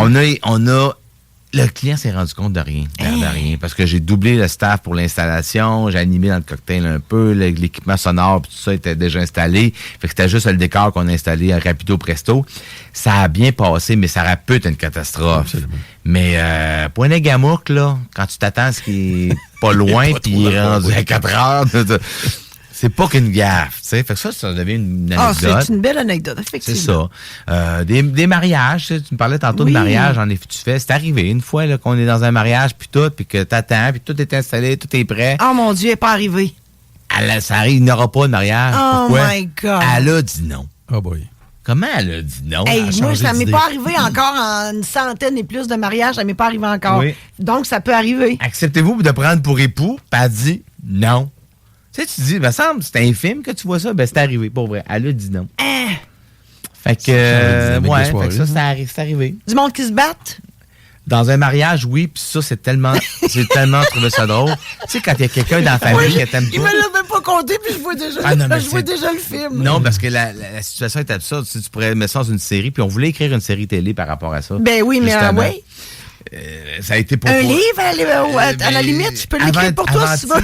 Avanti avait acheté les droits, on avait produit tout, puis finalement, ça n'a pas passé. Mais l'anecdote, c'est qu'il y a quelqu'un de la famille qui était pas supposé venir au mariage, la chicane. Oh vraiment, my God. ça s'est battu au coup de poing, là. Puis à un moment donné, le mari qui arrive en braillant, fait quelque chose. Puis là, je dis, mets de la musique, fais quelque chose. Et j'ai mis la balade des gens heureux. Ben oui, mais c'est une chanson de circonstance. Je trouvais ça tellement drôle. La balade des gens heureux. Mais là, au même moment, tu vois des gens qui se battent. C'est littéralement une scène de film. C'était une scène de film. Producteur de film. Oh, Ouais. mais pas la scène. Je trouvais la ça musique qui vient courir. Hilarant. excessivement drôle. Je me suis fait rire moi-même en mettant cette chanson. Mais c'est ça. Fait que c'est pas mal les anecdotes que je peux raconter, racontables, disons. Ouais. Hey, ça, c'est extraordinaire. Et là, Oui. en fait, ton entreprise prend de l'ampleur. Maintenant, elle est partout. Tu peux te déplacer n'importe où au Québec. là. C'est l'avantage d'avoir du clé en main, d'être capable d'avoir tout au même endroit. Donc, son, éclairage, décor, animation, costume et tout. Parce que, il y a 2 ans, on a acheté un costumier aussi. Fait qu'on a bonifié vraiment largement les costumes. Mais oui, effectivement, donc, si on a un contrat à Alma, ben on part puis on s'en va là. Tu sais, on peut, quand on arrive, on fait tout. Et là, on exclut la personne qui parle. Oui. Parce que Ouais, en c'est ça. hors d'onde, tu disais, je me déplace plus, sauf pour les nouveaux concepts que je fais moi-même. Effectivement. Mais sinon, tu as une équipe incroyable. J'ai une équipe incroyable. Ça commence, ma conjointe qui a joint les rangs, Martine, qui est très forte parce que je l'ai connue d'abord dans l'événementiel. Tu sais, j'animais justement un mariage. Elle a un nom de famille, cette Martine? Oui, Coutu, Martine. Merci. Coutu. Martine Coutu, on te salue officiellement. Oui. Donc, plus elle de était micro. dans un photobooth, c'est ça, un genre de Ouais. pour une soirée. Moi, j'animais le mariage, je l'ai croisée.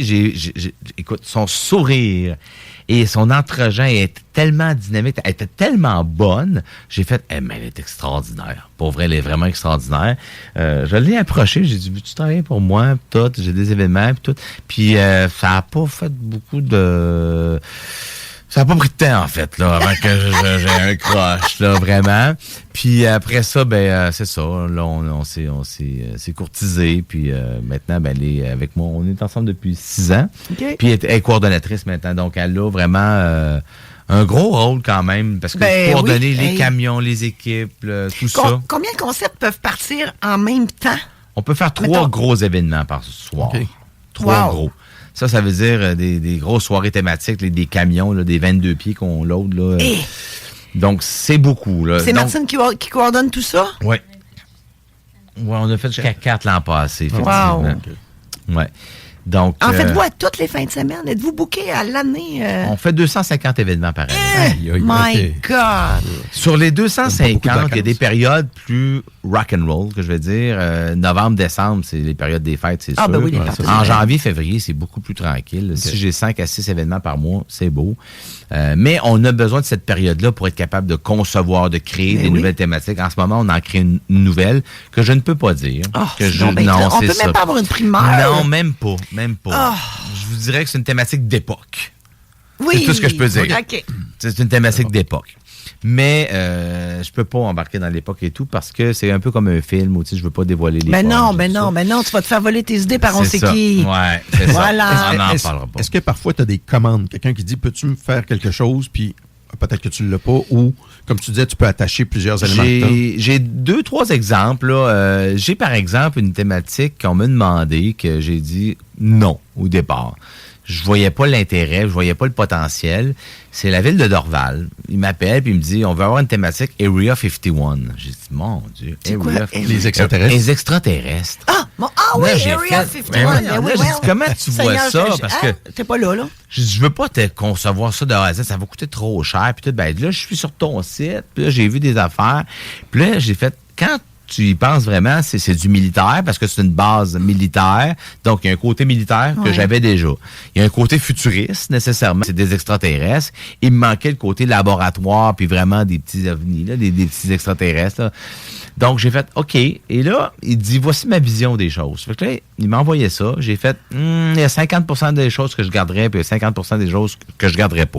Si je m'implique dans ton projet, ça serait mon projet parce que je sais que l'énergie puis l'argent que je vais mettre, je vais peut-être, à la limite, la payer ce soir-là, cette thématique-là, mais je veux la revendre par la C'est suite. ça, tu vas la garder. T'as C'est qu'à ça. l'avoir faite. C'est ce que j'ai fait dans ce cas-ci, puis ça a fonctionné. Donc, c'est devenu une belle thématique, Area 51. J'avoue. Puis c'est une très, très belle thématique. Surtout avec tout ce qui se passe ces temps-ci. Oh, ben moi, aux États-Unis, moi, puis un peu aux partout dans le extraterrestres, je l'ai déjà dit. Fait que, regarde, moi, Ben, on n'est pas tout je seul. suis déjà là. vendu, Ah, on n'est ça, vraiment pas tout seul. Dans Bon, les peu de certitudes que j'ai dans la vie, il y a d'autres êtres vivants ailleurs dans l'espace. Ça en est Mais- tout. Ouais, dans le système solaire, on est peut-être les seuls, C'est ça. mais il y a, l'univers, il y a l'univers. Il y a du monde. Donc, fait que ça m'a intéressé. Après ça, une cliente qui m'a dit, je vais avoir une thématique New York. J'ai dit, OK, New York, Ouais. je vais avoir une discothèque New York. Je vois, mais quand tu es dans la discothèque comme telle, tu te sens pas à New York, là. Je dis, tu peux pas faire une thématique intérieure de New York. Faut que tu sois une thématique que tu dis, il faut que tu aies la Statue de la Liberté. Donc, faut que tu aies oui, je comprends. Faut que tu aies le taxi jaune. Faut que c'est ça. Fait que tu peux pas être dans la discothèque. Quand j'ai fait comprendre ça, elle a fait, moi, t'as bien raison. J'ai dit, sinon, c'est juste le plancher de lumière, la titre, là. C'était c'est ça, là. Je dis, mais quand t'es dans la discothèque, tu le sais pas que t'es à New York. Je comprends. Fait que là, j'ai dit, ça te prend, là. Ça te prend. Quelque chose qui identifie c'est ça, ça te prend un vendeur de hot dog sur le coin de la rue. Ça te prend. C'est bon. Ça te prend Naked Cowboy. Ça te prend. Si vous le connaissez pas, c'est un classique. Oui. Bon. Donc, ça te prend ça. Et on l'a bâti, la thématique New York, puis après ça, elle s'est transformée en thématique Broadway, parce que là, tu as les comédies musicales, les spectacles, la danse et tout ça. Donc là, ça vient enrichir la soirée New York. Oui. Donc, ça part d'une idée souvent d'un client, puis effectivement, on est capable de broder autour. On part souvent des éléments qu'on a, puis on bâtit. C'était quoi le club à New York? C'est Club 54? C'est ça, je cherche là. Studio 54. C'est ça, merci. Oui, Studio 54, il y a eu un documentaire là-dessus. Qu'on a, mais en version disco. Tu vois? Voilà. Ah, oui. Oui, on l'a, cette thématique-là. Combien d'employés permanents et combien d'employés volants, si je peux dire, parce que les comédiens, je veux dire, vous les engagez seulement au besoin? Je vais appeler le noyau. Le Ouais. noyau, on est au moins 6. Okay. On est des personnes qui travaillent toujours ensemble. Puis c'est des gens multidisciplinaires. Ça veut dire quoi? Ça veut dire qu'à la base, ils ont un talent certain dans quelque chose, mais après ça, ils développent d'autres choses avec nous. Si, par exemple, je vais prendre Yandel, qui est un excellent gars qui fait du body painting, des toiles et tout, c'est un artiste peintre incroyable, mais à la base, c'était ça. Puis après ça, il s'est mis à faire de l'animation. Après ça, des personnages. Après ça, et là, il s'est mis à concevoir des décors. Et là, il est là à temps plein. J'ai, je vais dire Martin Philippe, qui a fait aussi l'école de l'humour, qui est un humoriste, qui a été vraiment très, très, très connu à l'époque. Ça a bien été sa carrière et tout. Là, il est un petit peu plus absent, mais il travaille avec nous, donc il fait des personnages. Il est très, très bon dans... parce qu'il a travaillé beaucoup sur les chantiers de construction et tout. Donc là, il a amené cet aspect-là, mais ils sont très beaux, ces décors. Puis c'est un gars qui étudie en dessin et tout, donc il fait quand même de faire des dessins. Donc, ces deux personnes. Les décors sont sécuritaires. Sont sécuritaires, en plus. Donc, il a son expertise à ce niveau-là. Après ça, j'ai Angie Rousseau, qui, elle, c'est une Française. Quand elle est arrivée ici au Québec, elle est arrivée comme comédienne. Oui. Mais à force de la connaître, on s'est rendu compte que elle a fait du Disney, elle a fait du Star Wars, elle a fait du motion capture, elle a fait beaucoup de voix. Okay. Donc, elle est capable de faire à peu près n'importe quoi en création de personnages, en voix, en doublage. Donc, ces ressources-là sont très fortes. J'ai Christopher Williams, qui a eu une grosse carrière quand même à la télé, comme humoriste et tout. Il y a eu des shows de télé, donc Anormal et tout. Donc, ça, c'est des trucs qui ont fait que ces personnes-là, ils m'ont attiré parce que ils ont du talent brut. Ouais. Mais Christopher, c'est un excellent créateur de contenu. Ils sont tous créatifs, là. C'est ça.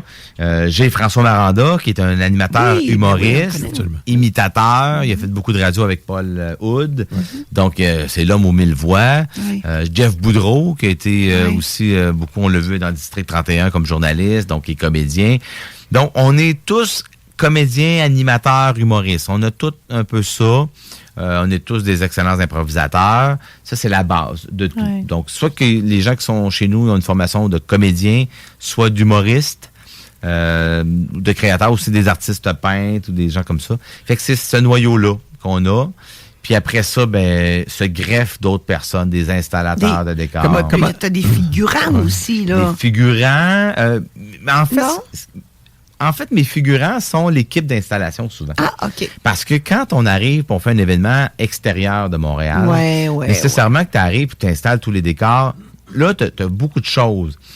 Quand le gars il a fini d'installer les décors, ben là, il peut pas se tourner les pouces d'aller dans la chambre d'hôtel. Tu maximises le temps humain, là. C'est ça. Donc, il devient le bodyguard à l'entrée. Il devient, tu sais, on a des personnages, on a différentes choses, ou on a un photobooth, ou on a des trucs à animer, des jeux de kermesse ou différentes choses, ou tout simplement, c'est une soirée casino puis il devient croupier. C'est pas si compliqué d'apprendre à délier des cartes pour un blackjack. Donc, ils ont développé d'autres expertises, ils ont quand même des formations, là. Mm-hmm. Mais une fois qu'ils ont cette formation-là, tout ça, puis d'abord, c'est des passionnés aussi de l'événementiel, ils aiment ça. On a rajeuni beaucoup l'équipe, parce que ça, c'est important. Tu sais, moi, j'ai 54, je vais avoir 55 bientôt. T'es tout jeune. Merci, j'apprécie. Rien. de cœur et d'esprit. Et à un moment donné, oui, il y a juste le body qui sacre le cœur, mais ça, qu'est-ce qu'on fasse? c'est ça, mais quand on pousse des coffres, là, quand on, tu sais, à un moment donné, l'énergie est... C'est là que tu engages les plus jeunes. C'est ça. Voilà. Et Puis là, Martine, tantôt, t'encourages, c'est sa tu dis go, go. spécialité. Ah, voilà. Martine, à un moment donné, Non, elle pas dit- de pousser le coffre, d'embaucher les plus Dans jeunes. le boucher, elle dit, à un moment donné, j'ai trouvé un beau gars, là, il est beau, il paraît bien, il est fort. Elle dit, je l'ai engagé, puis lui, il a d'autres chums, puis tu sais, il s'entraîne. Puis pour vrai, là, c'est des athlètes, ces gars-là. Puis Puis ils font des beaux bouncers à Ils l'entrée. sont magnifiques, pour vrai. Voilà. Ils sont magnifiques. Il y en a un de notre équipe, écoute, c'est un culturiste. Puis à un moment donné, je dis, écoute, sais-tu quoi? Je dis, tu vas faire Naked Cowboy. Puis il me regarde, il dit, c'est quoi ça, Naked Cowboy? Je dis, je vais te l'expliquer. Puis là, à un moment donné, j'explique le concept. Puis quand il comprend qu'il n'y a pas grand linge sur le dos, oui. il fait, ouais, je vais le faire, mais je peux-tu prendre une coupe de bière avant pour me déjeuner? Mais là, écoute, il est cut, là. C'est un bodybuilder. Ben, c'est un Il s'est culturiste, huilé, c'est sûr. il s'est huilé le chest. Wow. Il est arrivé, puis il dit, quand est-ce que je rentre? Puis là, et on avait tout bâti notre scénario.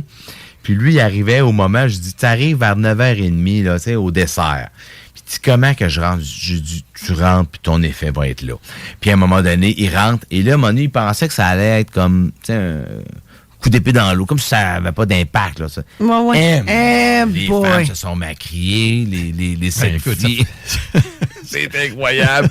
Ça fait un petit peu danseur, là, mais ceux qui savent pas c'est qui Naked Cowboy à New York, ça fait un peu plus de 30 ans qu'il est là, Ah je pense. oui, puis il est encore là. Il est encore là. C'est un homme qui, quand même, les cheveux longs, joue de la guitare, son chapeau de cowboy, il a juste un petit string speedo blanc, puis il joue de la musique, mais il s'est fait connaître comme ça. Puis Comme ça. Puis, dans le fond, ce qui donne l'effet que c'est Naked Cowboy, c'est que c'est comme si sa guitare cachait son sexe. Ouais. Donc, ouais. on dit Naked Cowboy, mais effectivement, il y a un caleçon. Mais même, là, il y a eu de la neige à New York récemment, puis il a passé aux nouvelles. Oui. Puis il était Oh encore... my God. Il était en slip, en botte blanche, puis Oui. son chapeau blanc. Donc, c'est un classique. Alors, on a voulu reproduire Naked Cowboy pour le client. On a dit, ben écoute, ça te prend ça, c'est un classique. Puis, elle dit, c'est quoi? Ça te le prend. Puis quand elle l'a eu, elle a fait, OK, je viens de comprendre. Je suis très contente que tu aies insisté.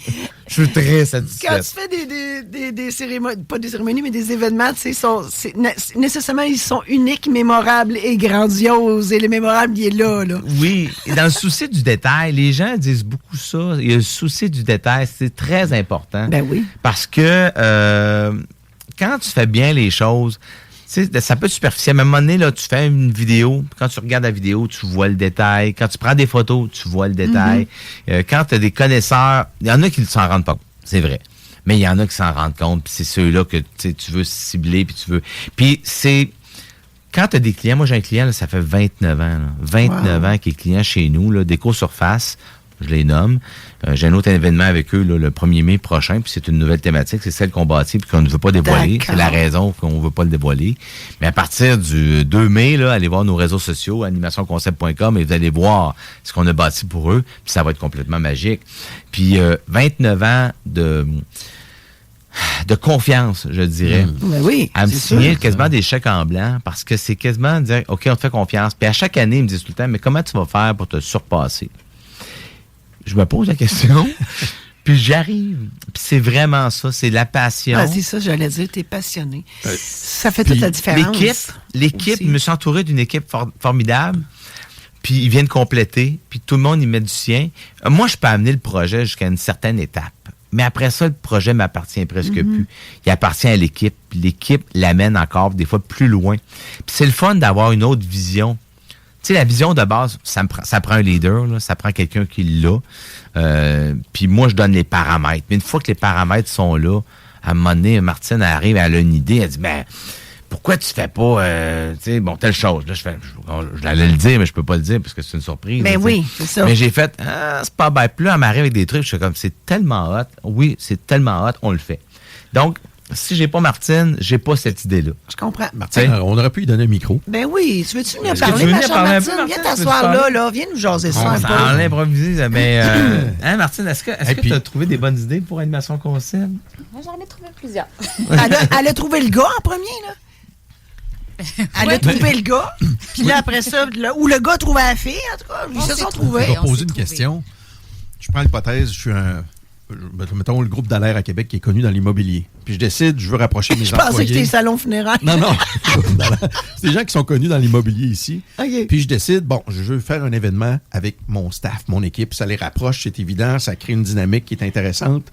Puis la personne vous contacte, mais à part de zéro. Là. Elle n'a aucune idée. Est-ce que vous avez une façon d'opérer pour aller chercher ce qu'ils veulent ou vous faites tout de suite une proposition? Comment ça fonctionne?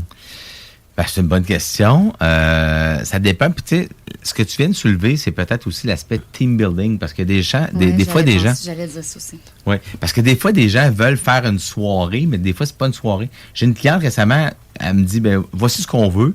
Puis là, elle a ciblé, par exemple, un meurtre et mystère. Je dis, ouais, mais je pense que c'est plus un team building. Puis on a une division qui est top team building, qui est pas sur le même site. T'sais, sur notre site d'animation concept, si tu cliques Team Building, tu es redirigé vers un autre site. Explique le Team Building. Oui. Je vais l'expliquer brièvement. C'est pas un divertissement, c'est un renforcement d'équipe. Ben, ça devient un divertissement en soi, quand même. C'est sûr. Il y a un mix. Il y a un Oui, mix un là-dedans. On peut pas se le cacher parce qu'effectivement, nos team building sont très drôles. divertissants. Mais à la base, c'est un renforcement d'équipe, c'est d'apprendre à mieux se connaître. Et c'est à partir de là qu'on va créer des thématiques, comme par exemple, si je dis enquête criminelle, ils vont jouer le rôle d'un enquêteur. Il va avoir des scènes de crime, il va avoir des portraits robots, il va avoir différentes choses, puis ils vont le faire ensemble. Donc, ils apprennent à mieux se connaître. Si c'est un bureau à Québec, c'est un bureau à Montréal, ils apprennent à mieux se connaître. C'est un peu un carré de sable, mais version adulte. Avec un thème C'est ça. spécifique que vous inventez, que vous proposez aux clients. Et on a 45 concepts de team building. 45? Oui. My Si on en a God. Je beaucoup pose la choix. question, dors-tu des fois? Dormez-vous Ben, des fois, les j'ai deux? posé tantôt, il y a du 5-6 heures par nuit, c'est incroyable. Si j'ai le malheur de le regarder pendant que je dors, là, si jamais j'ai le malheur d'ouvrir mes yeux, là, puis que là, je croise son regard, là vous dormez j'ai plus. dit, là, tu me parles pas. Tu ne me parles pas. Ça va déjà partir. Parce que Parce que sinon, je sais que là, ça part. Ouais. Je comprends. C'est Puis là, il veut me magnifique, raconter c'est un paquet extraordinaire, d'affaires. Moi, je capote, ce que vous avez je dans les mains, capote là, sur vous autres, vraiment. Ouais. J'ai très l'impression- intense. J'ai l'impression, Rudy, je t'écoute parler depuis 1 heure presque et demie. J'ai l'impression que c'est vraiment ton intuition qui te drive. Tu as une intuition incroyable. Oui, puis à la pause, on a parlé brièvement, puis ça vient... Ta grand-mère. Ma grand-mère, elle disait un front de cochon. J'ai un front de cochon. Explique le fond. Elle est déjà rentrée dans une boutique. Monnaie, elle voulait avoir une job comme dans une boutique de linge, puis elle avait passé l'entrevue, puis là, la dame, elle disait, avez-vous de l'expérience? Puis elle dit, ben oui, j'ai de l'expérience. Puis elle y a vanté son expérience. Elle n'avait pas pantoute. Fait qu'elle a été Ah, c'est engagée. bon. Là- Ben voyons, là, toi, elle la se met- comédienne, toi. Oui, carrément. Wow. Puis là, elle se met à classer le linge dans la boutique, ta patente. Puis là, Monnaie, la dame, elle dit, excusez-moi, elle dit, je pense que ce que vous m'avez dit d'expérience, je ne vous l'avais pas pantoute. Là. Elle dit, vous avez raison. Oh, c'est Mais bon. si je vous l'avais dit, vous ne m'auriez pas engagé. Là, je suis là. Fait que là, montrez-moi-les. Moi, l'apprendre, je l'apprends vite. Et Ben voyons ça s'appelle donc, du un front front de de cochon. cochon. Ça, là, c'est une des leçons que j'ai trouvé les plus importantes de Richard Branson, le multimilliardaire, l'homme d'affaires, qui disait, si vous ne savez pas faire quelque chose, dites oui, puis apprenez à le faire. Et le gars a 437 compagnies, je vais me fier que puis il est milliardaire. 437 Oui, oui. compagnies? Oui, oui. Lui, il dort pas, c'est sûr. Ben, lui, il gère Virgin. C'est d'autres personnes qui gèrent Ok. ses compagnies. Puis lui, il regarde les chiffres, les résultats, c'est tout. Là, mais Il quand doit être en même, plein. tu sais, je veux dire, quelque part, il participe dans 437 compagnies. Ce qui est très rare au Québec, ce qui me fascine encore plus de vous autres, parce que c'est tellement rare, cet ADN-là au Québec, on a plus tendance souvent à l'étouffer que le faire vivre. Alors, chapeau Oui, pour bravo, vraiment. être capable de faire ce que vous faites là. Ouais. Ça prend... faut oser. Faut oser. Oui, absolument. Elle osait beaucoup, puis c'est peut-être ça qui m'a donné le goût. Puis elle a dit, ben pourquoi pas, on va le faire, on va l'essayer. Puis à un moment donné, quand tu as la passion, quand tu veux bien faire les choses, on botche pas. Là, on veut toujours bien faire les choses. Beaucoup de recherche, beaucoup de... je vais te dire aussi un petit commentaire par rapport à ça, c'est la créativité et tout ça. Là. À un moment donné, je suis sur un événement et je parle à un chef. Malheureusement, je perds son nom, mais c'est un chef connu de la télé. Puis, je dis, écoute, quand tu fais une émission, là, puis tu fais une recette... Louis-François Marcotte. Mais c'est pas lui. Ah, OK, c'est bon. Mais il est dans le genre. là. C'est ma Dans le genre Georgette, très c'est mon connu. intuition qui me l'a dit, mais je suis trompée. Mais là, j'ai dit, tu sais, quand tu fais une recette, t'as prépares-tu avant? Tu fais-tu des tests à la maison? Tu sais, tu vas faire plusieurs tests avant de la faire. Il me dit non. Hein? Mais je dis, attends un peu là, je dis, tu me niaises, t'as fait pas live? Il dit oui. Il dit, j'ai des idées, je l'écris, je m'imagine le goût, puis je la fais. Puis je dis, qu'est-ce que ça donne en bout de ligne? Il dit, ça goûte pas mal ce que je m'imaginais, c'est déjà très bon. Puis si je la refaisais, je changerais certaines petites affaires. Mon chum, il dirait, des bons ingrédients ensemble, ça peut pas faire plus qu'être bon. Effectivement. C'est drôle, on dit tout le temps ça. C'est vrai? On cuisine beaucoup ensemble. On cuisine énormément. Mon chum, c'est un cuisinier, puis c'est ça qu'il dit. On n'a pas ça, ben essaye donc ça à la place, puis ça va faire la job. Fait que j'ai dit, c'est drôle, parce que dans l'événementiel, c'est à peu près pareil. Moi, si je me couche le soir, puis je m'imagine quelque chose, je dis, OK, ça, dans tel contexte, avec telle chose, le résultat va être très proche de ce que j'imagine, et ça arrive à ce résultat-là. Par la suite, tu peux le peaufiner. Oui. Un peu comme un humoriste, comme on dit, quand il va faire du rodage, quand il écrit un gag, il sait que son gag est quand même pas pire bon. Il va le roder. Après ça, il va améliorer son gag. Mm-hmm. Mais à la base, on arrive avec quelque chose déjà de... Tu sais, il ira pas se planter, c'est sûr. Je comprends. Donc, c'est un peu ça. Alors, dans nos concepts, c'est un peu ça. C'est l'expertise. Puis quelqu'un qui dit, j'ai engagé une compagnie, puis je n'étais pas contente, si la compagnie n'est pas assez, a pas assez de notoriété, n'a pas assez d'expérience. Ou assassin sur sa notoriété. Oui, ça aussi, ça existe. Oui, ceux qui disent, ben ils ont évolué avec quelques concepts, ils ne veulent que pousser ceux-là et rien faire d'autre. À un moment donné, il faut que tu évolues, faut que tu prennes des risques. J'en ai pris des risques, moi, dans ma vie. Ben, tu es à l'écoute des clients, en tout cas, chose certaine. Oui, j'en prends encore. Là, 2 ans, je parlais tantôt que j'ai acheté un costumier. Ben oui. C'était anciennement le groupe Baz. Eux, ils ont produit des shows dans les casinos partout au Québec. Alors, comédie musicale, Cats, Le Roi Lion, je veux dire La Belle et la Bête, limite, là. Plusieurs, oui. Beaucoup. Mm-hmm. Puis à un moment donné, je vois en ligne sur Marketplace, parce que Marketplace, c'est mon meilleur ami. Hein. C'est vrai? Ah oui, je trouve tellement de choses là-dessus. Là, c'est ben oui, vous autres, pour vos décors, puis tout. Je m'excuse de faire la pub, là, mais tu sais, quand tu cherches quelque chose, puis tu te dis, j'irai pas nécessairement en fin de semaine au marché aux puces, là, tu sais, ça te prend quelque chose. Il y a quelqu'un à quelque part au Québec qui l'a. Bon. Genre un cendrier fait avec une patte d'orignal. Là. Si t'en veux un, c'est sûr qu'il y en a. Ça, c'est dans ton décor de camp. De camp de bûcheron, le camp pâtisserie, j'ai ça. Mais, fait que là, quand je recherche des trucs, je fais... Ben, alors, je cherchais un coffre multicase, un coffre de transport qu'on appelle road case, là, de route, et pour un garde-robe. Donc, je cherche ça, je tombe là-dessus, elle en avait 14. Et boy! Donc, si t'en as 14, t'as des costumes qui viennent avec. Ben mais moi, je ne sais pas ça. Oh mon Dieu, la je rentre surprise! là pour venir chercher mon garde-robe, puis la première affaire que je vois, c'est il y a donc bien des costumes ici. Et Nathalie, je te salue au passage, mais je dis à Nathalie, écoute, t'as donc bien du stock. Je dis, je peux-tu faire un tour? Elle dit, oui, elle dit, c'est tout à vendre. De toute façon, on liquide. Je fais, OK. Fait que là, je fais le tour vite, tu sais, puis je m'attends à trouver 2-3 morceaux. Puis je reviens après 5 minutes, puis je fais, écoute, je te fais combien tu veux? Elle dit, pour. Je dis, tout. Elle dit, tout. Tout ce que t'as ici, je le prends. Elle fait, tu me niaises pas. Et là, elle fume la cigarette. Elle est sortie dehors. Elle a quasiment fumé un paquet. Elle l'a pompé. Puis j'ai fait, non, je suis sérieux. Puis c'était vraiment ça. Martine était là, puis c'est vrai. Puis j'ai fait, non, j'ai dit, qui tu veux qui t'achète ça, pour vrai? J'ai l'impression qu'on sait, on existe depuis tant d'années, puis on a plusieurs thématiques, puis on a les infrastructures, puis on a l'équipe pour le rouler, puis tout. Fait qu'elle elle a dit oui, tu sais. Fait qu'on a fait un offre, puis tu sais, quand même un bon prix. Mais j'ai reparlé à son mari plusieurs mois plus tard, puis il dit, t'as une mine d'or entre les mains, là, sais-tu? C'est combien qu'il y a en investissement ici? J'ai dit, j'ai aucune idée. Il dit, 1,5 million. Eh boy! Okay. J'ai 500 000 en inventaire de costumes. Wow. Mais au fil du temps, là, en 32 ans, quelqu'un qui veut ça du jour au lendemain, j'y arriverai pas. Quelqu'un qui dit, pourquoi vous avez tout ça, ces costumes-là? Mais c'est parce que, justement, j'ai trouvé un peu la guerre des enchères à la télé, là, tu sais, quand ils brisent le cadenas, ils ouvrent ça, puis on fait un bet. Puis on sait pas ce qu'on peut trouver là-dedans, là. Des fois, ils trouvent des petits trésors. Puis... C'est ça, tu peux trouver... Ben nous, à chaque fois, quand il va, on trouve quelque chose qu'on n'a pas vu la dernière fois. Oui, puis on finit toujours par trouver. Hey, on a besoin de ça, on va passer par le costumier. Puis je te dirais que... Ben, ça nous aide à bâtir. Ça nous aide à... Oui, j'imagine qu'il y a des costumes, des costumes qui vous font penser à des concepts éventuels. Oui. Parce qu'il y avait toutes les thématiques dans le fond. Hey. Il y avait les thématiques. D'abord, là, après ça, mais là, au début, il faut que tu classes ça parce que c'est pas évident. Là, pendant 3 mois, Martine a capoté. À chaque fois qu'elle ouvrait une boîte, elle disait, mais coudonc, ça finit plus. Ça finissait plus.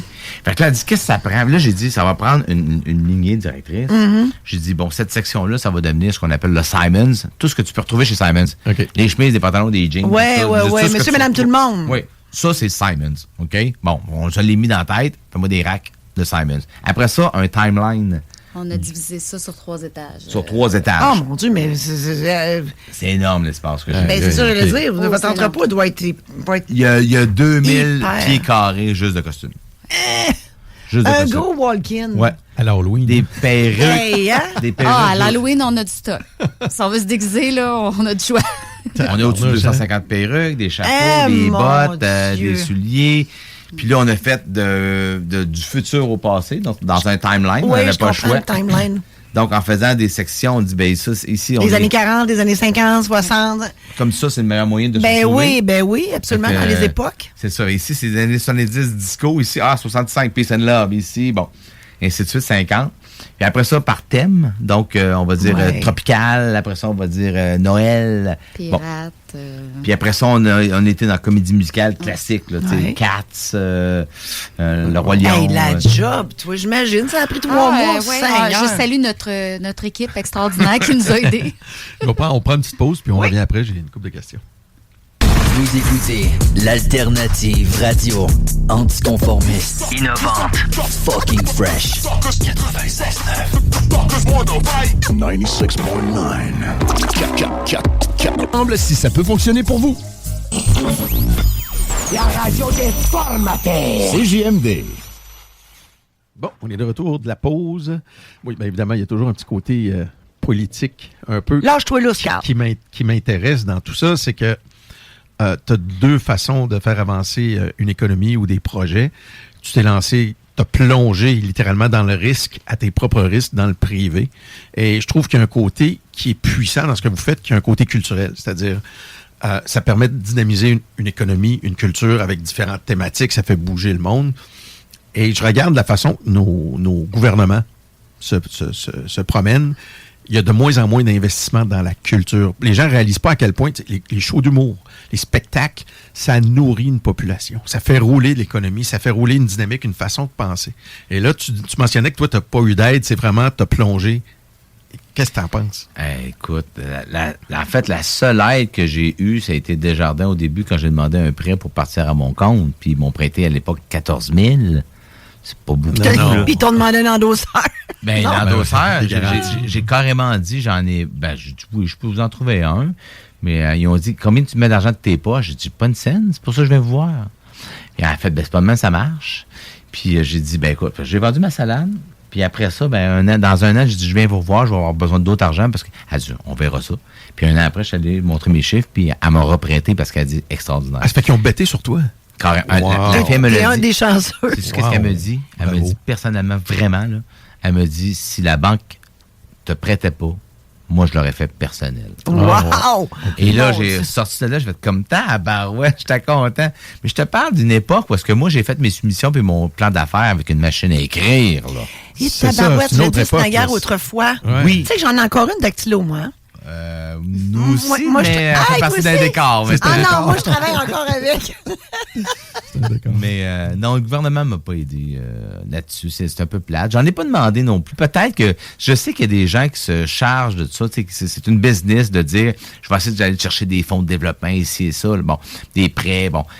Mais je ne l'ai pas fait. J'ai pris le fameux prêt là, de 40 000 là, de la PCU, là, pour l'entreprise, que j'ai cherché ça, que j'ai gardé en banque puis j'ai utilisé juste pour acheter quelque chose de bien particulier. Mais je n'en ai pas eu de besoin. En fait, moi, la pandémie, j'ai transformé ça en studio. Oui, c'est ça que c'est pas c'est bien pour vrai, la pandémie, ça doit être épouvantable. J'ai pas de temps perdu, honnêtement. Okay. J'étais chanceux. J'ai fait un gros guess. J'ai tout transformé un endroit où on fabriquait des décors. Je l'ai transformé en studio de télé avec un green screen et tout. Ouais. Et on s'est lancé dans le virtuel. Au début, on riait de moi. Puis après ça, tout le monde a fait comme tabarouette, t'as fait ce qu'il fallait faire. Puis on a vécu de ça pendant 2 ans. Alors, on arrivait, puis on faisait nos événements virtuels. Parce que, sérieusement... Donc, intuition, créativité. Faut pas que t'arrêtes. C'est ça que ça Mais j'arrivais de là. Moi, j'avais étudié déjà en cinéma. Ouais. J'avais un ami qui avait fait des green screen. Je suis comédien sur des plateaux de tournage. Je me suis dit, c'est pas si pire, on va le faire. Ouais. On l'a fait. On avait des éclairages, des caméras de télé, tout. Et Dieu sait que tout le monde avait besoin de ça, là, parce que durant la pandémie, tout était rendu virtuel. Donc, ils utilisaient tes studios pour faire ce qu'il y avait à faire. Ouais. Mais j'étais content d'avoir étudié là-dedans. C'est comme, il n'y a rien pour rien. Non. Toutes les formations que j'ai faites, toutes me servent aujourd'hui. Voilà. J'en ai fait beaucoup de formations, puis là, ça m'a toujours servi à un moment clé dans ma vie. C'est magnifique. C'est Steve Jobs, qu'on connaît tous, c'est exactement ce qu'il disait. You can only connect the dots when you look behind.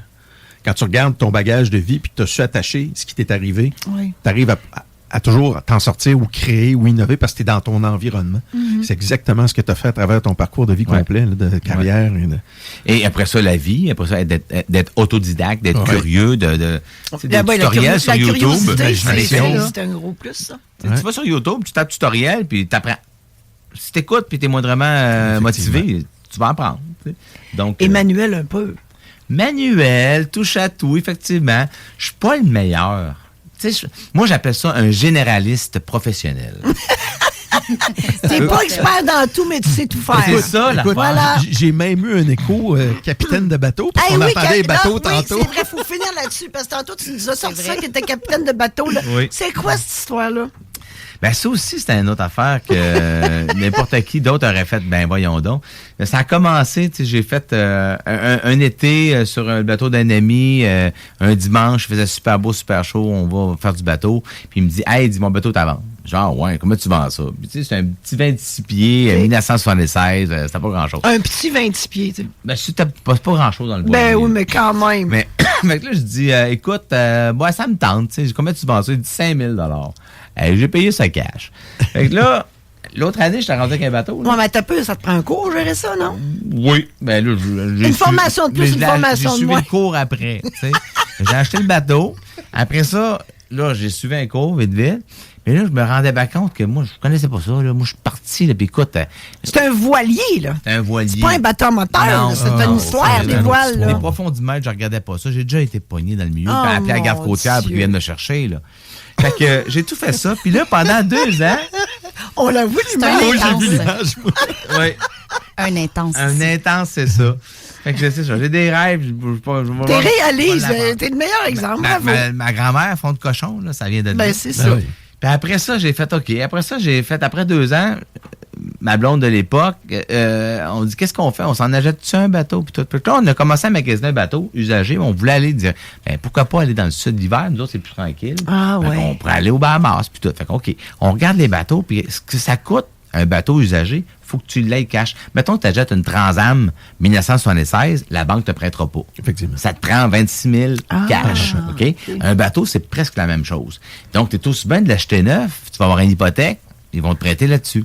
Fait qu'on l'a acheté neuf, nous autres, un Beneteau 41 pieds, flambant neuf. Wow. C'est 400 000 que ça coûte. Et boy! Ouais. Fait qu'on a acheté ça. Puis là, j'allais dans les cours. Puis là, on disait, bon, toi, t'as quoi comme bateau? Tout le monde parlait de ces bateaux. Je dis, moi, j'ai un Beneteau 41 pieds, flambant neuf. Ils ont fait, OK, tu vas où? Puis là, je m'en vais aux Bahamas. Ils ont fait, ben, tu me niaises. T'as pas d'expérience. Non, j'ai pas d'expérience. Ils m'ont tous traité de fou. Puis, 1 an auparavant, j'avais traversé l'Atlantique, moi, pour découvrir c'est quoi, tu sais, apprendre. Avec ton 26 pieds, là? Non. Ça, je l'ai fait comme scalper, qui appelle un genre de... C'est-tu un scalper? Non, un skipper. En tout cas, quand t'es un assistant, là, ouais. bon, le scalper, c'est pas ça, Un skipper. Fait que j'ai dit, je vais l'essayer. Fait que, et ça prend 3 semaines de descendre un bateau en France. Donc, moi, j'avais appliqué, j'ai été accepté, puis j'ai appris. Fait que moi, là, 24 heures sur 24, je parle au capitaine. J'en ai fait que ça. Et c'est là que j'ai appris à naviguer, lire les cartes et tout. Donc, c'était un cours privé que j'ai eu. Après ça, j'ai suivi des cours de navigation, des cours de météo, l'air de rien. C'est excessivement important. Parce que excessivement important. Tu fonctionnes à voile, donc tu sais lire le vent, puis tout ça, puis les conditions météorologiques. Donc, j'ai fait ça. Et après ça, j'ai descendu mon bateau aux Bahamas 2 semaines, pas dans l'intracostal, c'est-à-dire par les États-Unis. Non, pas dans la mer. On s'en va en mer. À partir de New York, on s'en va en mer, puis on prend 2 semaines, puis on descend ça aux Bahamas. Puis je passais l'hiver là. J'ai fait ça 2 ans. Wow! Donc, je l'ai fait. C'est incroyable, hein? Ouais. Là, je veux terminer là-dessus, parce que tu as parlé de la France. Il se passe pas quelque chose en France avec vous autres, là? Oui. On termine là-dessus. Raconte-nous ce qui se passe. Oui, quand je disais tantôt qu'on choisit pas toujours notre destin, c'est pas nous, c'est pas destiné là, le parcours. Là. Faut être ouvert à tout ce qui s'offre à nous. À un Est-ce moment qui fait votre force? Oui, effectivement. Donc, si on reste arrêté et on a trop un plan de match rigide, ça fonctionne pas. Le site web animationconcept.com, ça rayonne partout. C'est un .com et tout ça. Donc, à un moment donné, je commence à avoir des demandes de la France. Puis là, j'écris en disant, on est au Québec. Vous avez vu qu'on est au Québec? Bon, ils ne remarquent pas vraiment. Ils tapent, ils voient c'est en français, ils pensent que ça vient de chez eux. Bon. Fait qu'ils me font des demandes. Là, je fais, non. Je dis toujours non. Jusqu'au jour où j'ai une demande de Forbes Magazine qui veut faire une entrevue sur nous. J'ai fait, voyons donc. Mais là, je connais pas trop ça. Là j'en parle à Angie, qui vient de la France. Elle dit, Forbes Magazine, c'est un gros magazine américain qui maintenant qui est en France, puis tout ça existe depuis 1937. Là, je fais, voyons donc. Fait que là, je fais, elle dit, c'est un honneur là, d'avoir une entrevue dans le gros Forbes. de poule. C'est une signature. J'ai fait, OK, go. Fait que je d'accorde l'entrevue. L'entrevue va sortir dans le magazine parce que ça dure 3 mois. Ça sort le 1er octobre. C'est ça? 1er octobre de 2025. Ouais. Là, j'ai dit à Angie, j'ai dit, toi, tu viens de la France, tu as travaillé pour Disney là-bas, puis tu as travaillé dans ce domaine-là depuis longtemps. Tu connais-tu encore pas mal de monde là-bas? Elle dit, oui, beaucoup. Genre, serais-tu capable de nous bâtir une petite équipe française? Voyons. Tu sais, mettons qu'on veut dire que Animation Concept est en France. Elle dit, oui, absolument. Fait qu'à part dans le recrutement, elle fait des téléphones, elle me dit, après un certain temps, elle me dit, j'ai pas mal d'équipes, je combien? Moi, dans ma tête, une dizaine, puis c'est correct. Elle dit, j'en ai une trentaine. Tu me niaises. Faut souligner qu'Angie, c'est une professionnelle qui fait rien à moitié. C'est ça. Elle est extraordinaire. Effectivement. Puis je me dis, est-ce que ça va être à la hauteur? Ouais. Alors là, parce qu'il ne faut pas dénigrer le statut, là, je veux dire, le standard. Le standard de qualité. Voilà. Donc, je décide de dire, on se book un voyage à Paris. On s'en va là-bas. On se book 3 jours de rencontre. On rencontre les 35 exactement. Comédiens, animateurs, chanteurs, puis... Ils sont multidisciplinaires, les autres. Si je vous dis que je tombe en amour avec chacun d'eux personnellement. Puis là, je dis, mais moi, t'es extraordinaire. Puis là, on fait un peu d'atelier de jeu, puis tout ça. Puis on rit, on a du fun. Ça chante. Là, je fais, j'ai la chair de poule. Je fais, OK, là, c'est pas un plus beau niveau. Là. C'est même calibre. Très hot.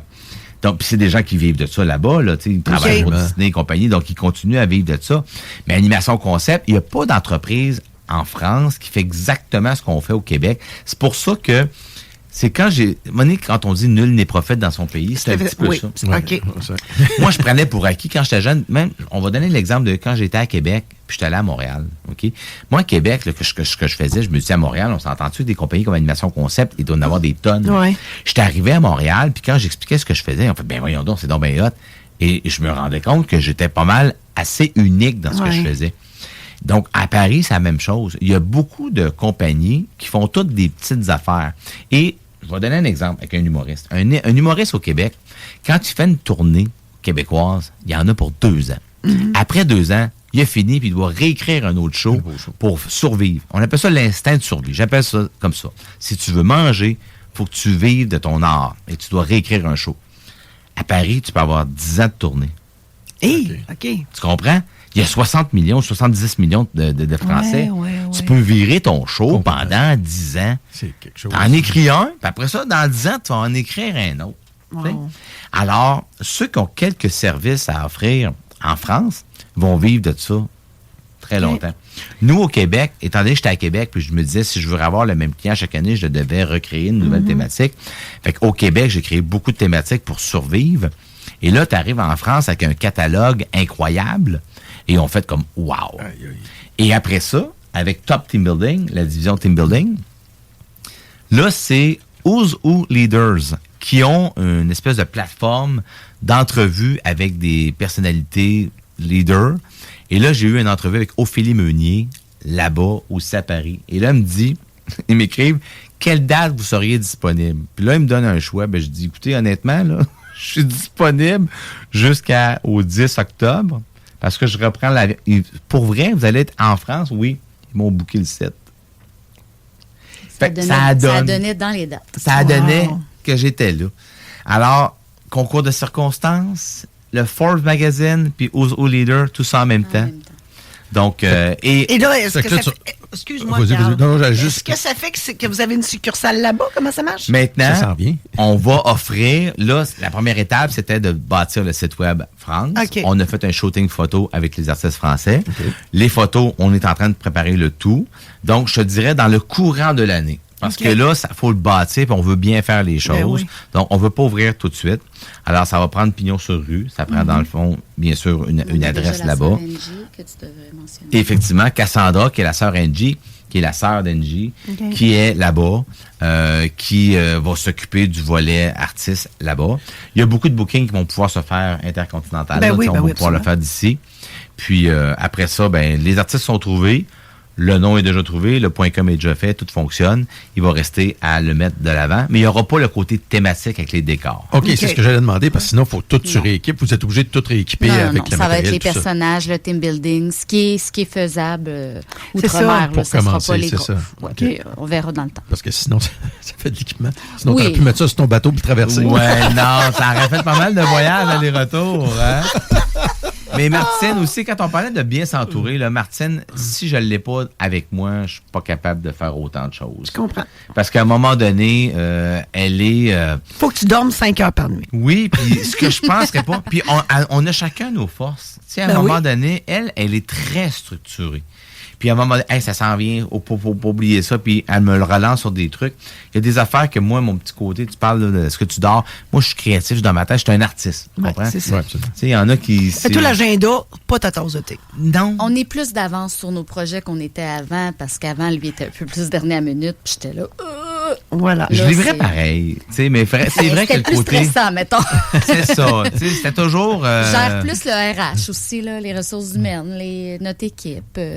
On est rendu avec un club social. Martine s'occupe du club social. Exact. C'est tellement drôle. Moi, l'équipe, pour moi, c'est super important. Je trouve qu'il s'il n'y a pas d'équipe, vous n'êtes pas là. C'est ça. Tu sais, moi, je pense que maintenant, l'ouverture de tous les gens qui nous entourent, puis toutes leurs idées, puis tout ça, c'est essentiel.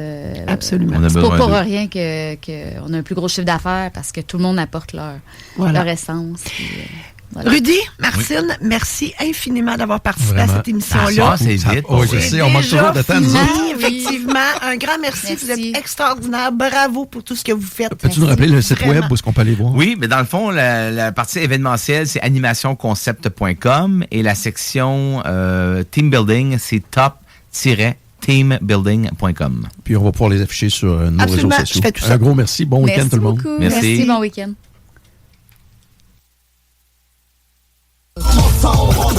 Sur YouTube, sur TikTok, CJMD 96.9. La radio de